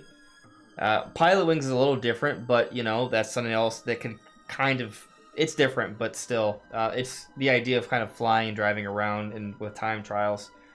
But they could make it a racing variant if they wanted to. But that's a lot right there. Imagine if those were to come out every year, like one per year. They would have racing, like they could cycle through, and after 7 years, then the next one would be ready. And we'd be ready for that because it would have been already a long time since it came out. Right. It would feel fresh. So yeah, there's tons there. I feel like we may have missed one. But probably there's a bunch. Yeah. So I think Nintendo's been slacking in that department. They've done solid in the sports department. They gave us Strikers, which is great. Gave us Switch Sports, which is great. It's honestly, I think racing is where they really have dropped the ball, and then obviously shooters. Yeah, that's what the next I was thinking. But what's interesting though is that Nintendo used to have shooters as well. GoldenEye, Jet Force Gemini. They lost these with Rare, but I wish they would kind of fix that. But we're not getting the third party support for a lot of like. And the thing is, we're getting like Doom and Wolfenstein, like some nice Bethesda shooters, but other than Bethesda, there's not really a lot of shooters going on Switch. Yeah. Star Fox could take that shooter role. It doesn't have to be like a first-person shooter. I mean, I'm not even saying it should be a shooter. I'm just saying, it could be like they could have third-person on-foot shooter segments. I mean, they could actually make a better version of, like, some people hate Star Fox Assault, but I mean, just because. Oh yeah, I hate those segments in Assault. They suck. Well then, are you sure you'll like them if they do it again? I think if they do them well. I don't think the concept of a third-person Star Fox shooter is bad. I think what they did with Assault was trash.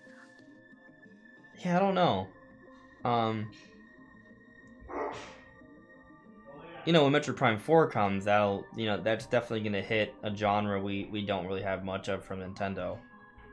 But that's more of a first-person adventure.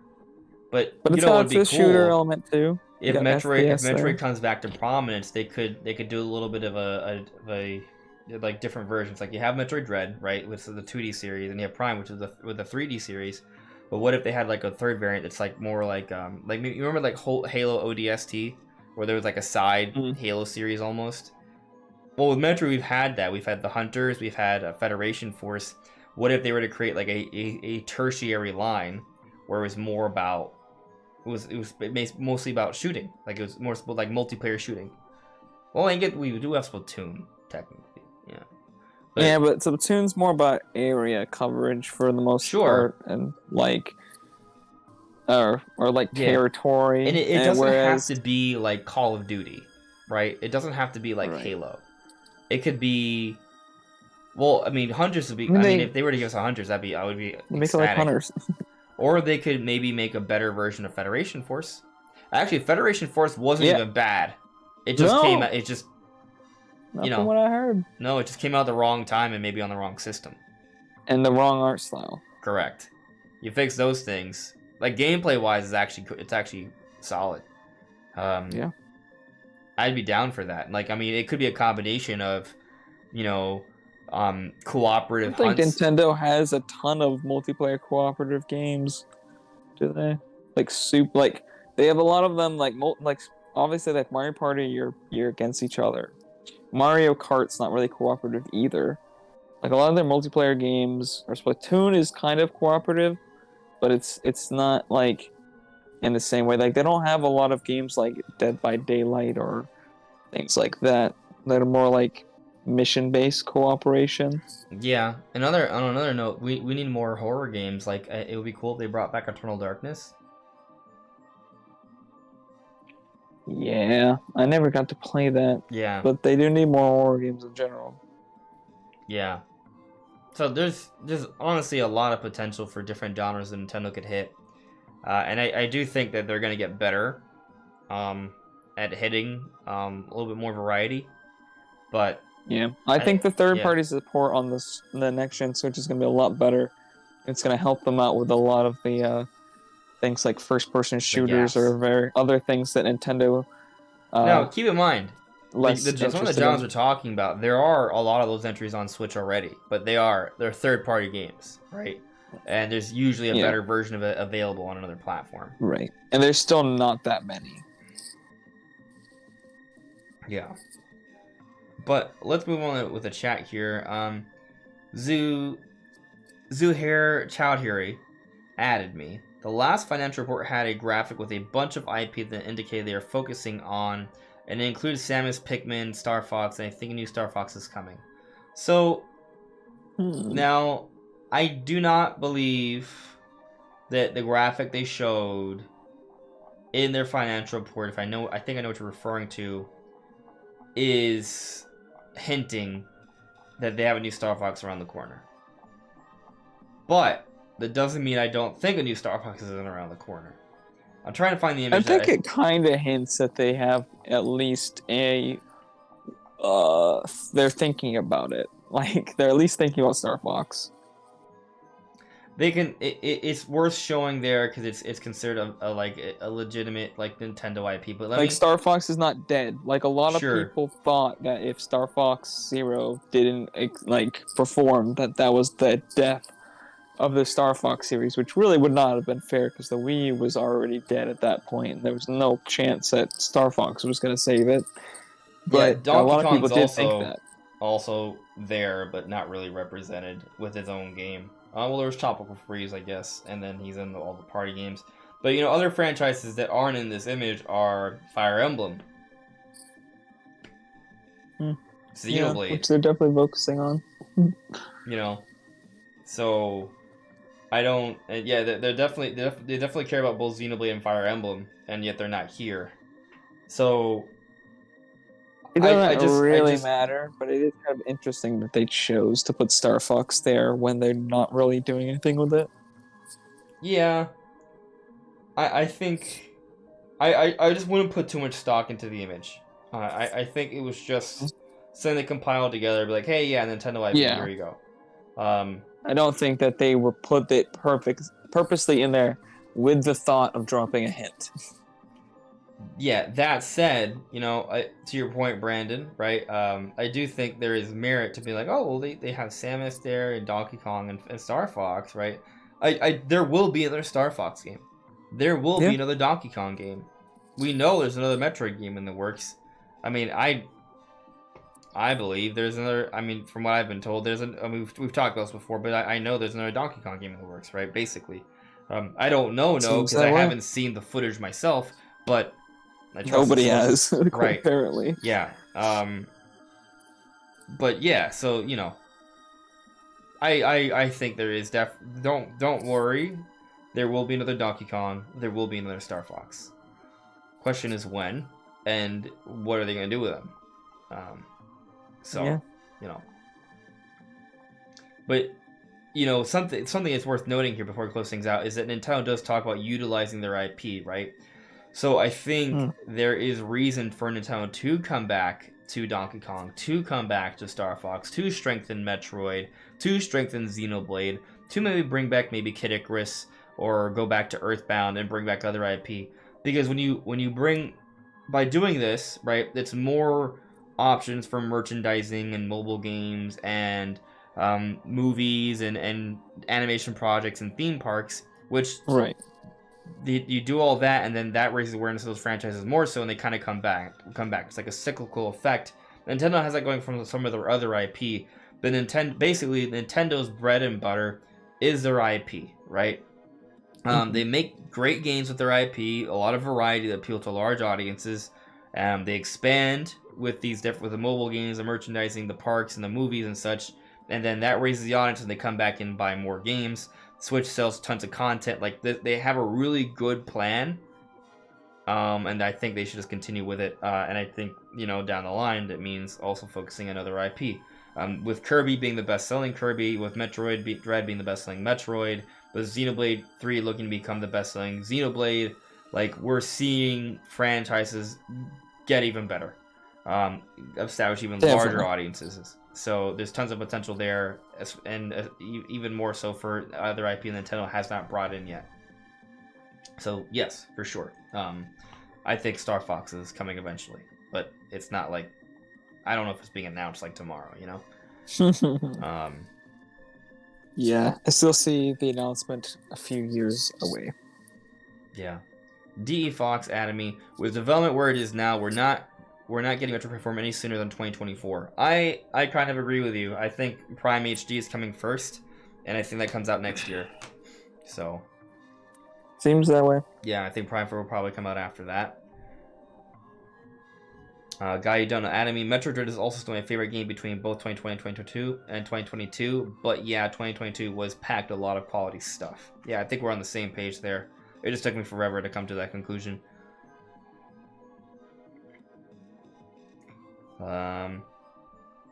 Yeah, no, this is quality stuff. But is there any final thoughts you want to bring up before we call it a night, Brandon? More people need to play Xenoblade, and I hope that with the Game of the Year nomination that more happens. people will see it as the quality series that it is, and we'll check it out. And all the games, the entire series, it's all good. I mean, 2's it's fine, but it's all fine. So yeah, and 3 is looking to be the best one yet from what I've been playing so far. I think it is. Yeah, very good. Check it out. Now, I do see an interesting question from Big Man, and I'll get to it here. Should the new Star Fox be pure Starship or a mix of Starship and Land?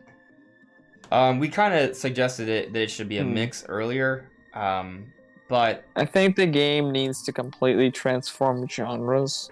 Like, I don't think it can be just an arcadey shooter anymore. I think that they need to do some kind of like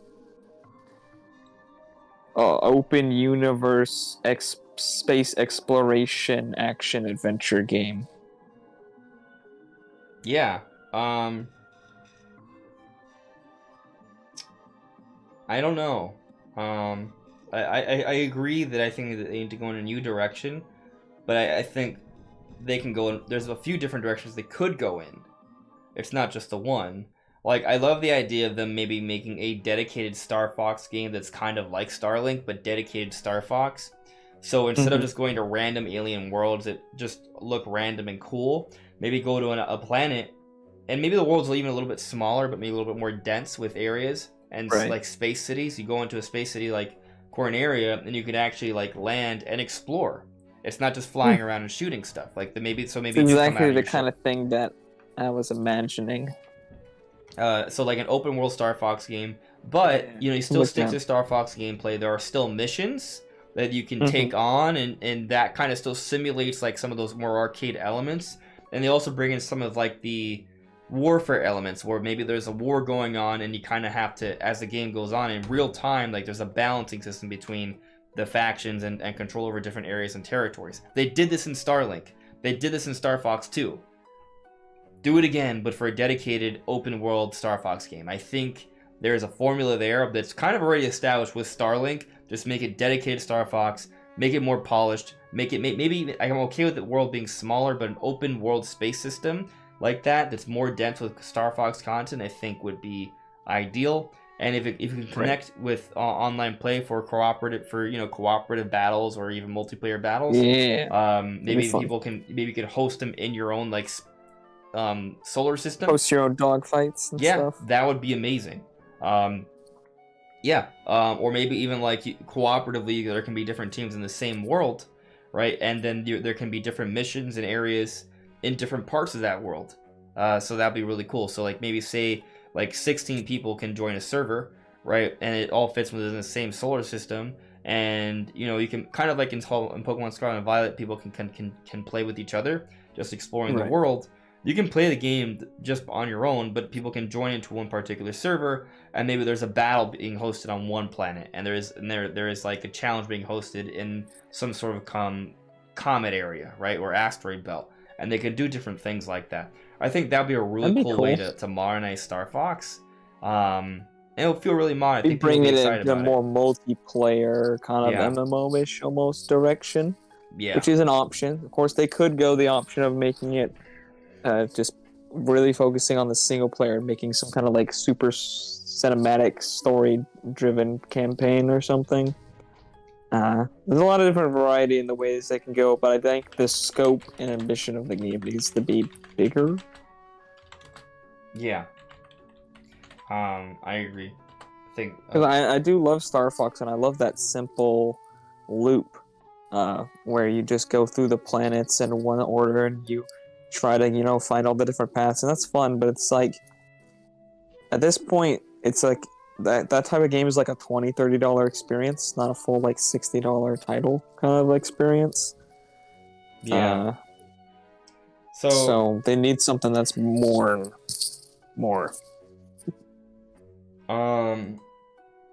Taker in the chat, thank you for the super chat, by the way. Taker asked, did we confirm if Dread passed 3 million? Did RGT win? When I have not heard confirmation that Dread has passed 3 million yet. I know it's past 2.9 million, and that's as of May of this year apparently. So probably, but they didn't confirm that in the most recent financials, but Nintendo doesn't want to. Well, hold on. Nintendo million seller list. Maybe they missed. Maybe there's something official from Nintendo that'll show that. Okay. Well, as long as you show the top 10, that's not gonna help me. Definitely not.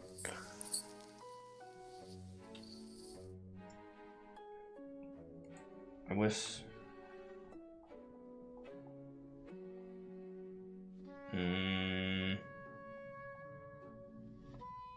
Well, as of now, I see Dread listed at 2.9 million. I don't know if Nintendo updated us on that with their financials. Maybe it hasn't passed that yet. So who knows? I feel like it will pass it eventually, but it does seem like sales have slowed down a lot. It doesn't seem like much of an evergreen title.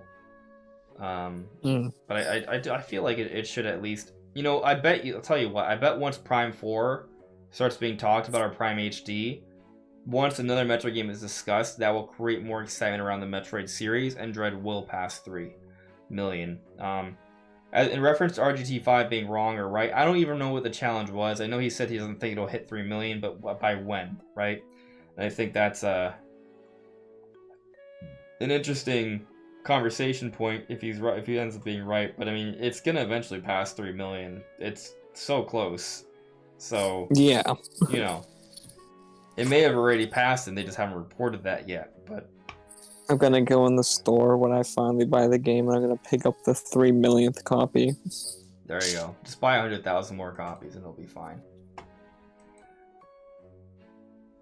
Wouldn't it be 100,000 more? So they're 2.9 million. What? Be 100,000 more if they're at 2.9 million. 100,000. Yeah.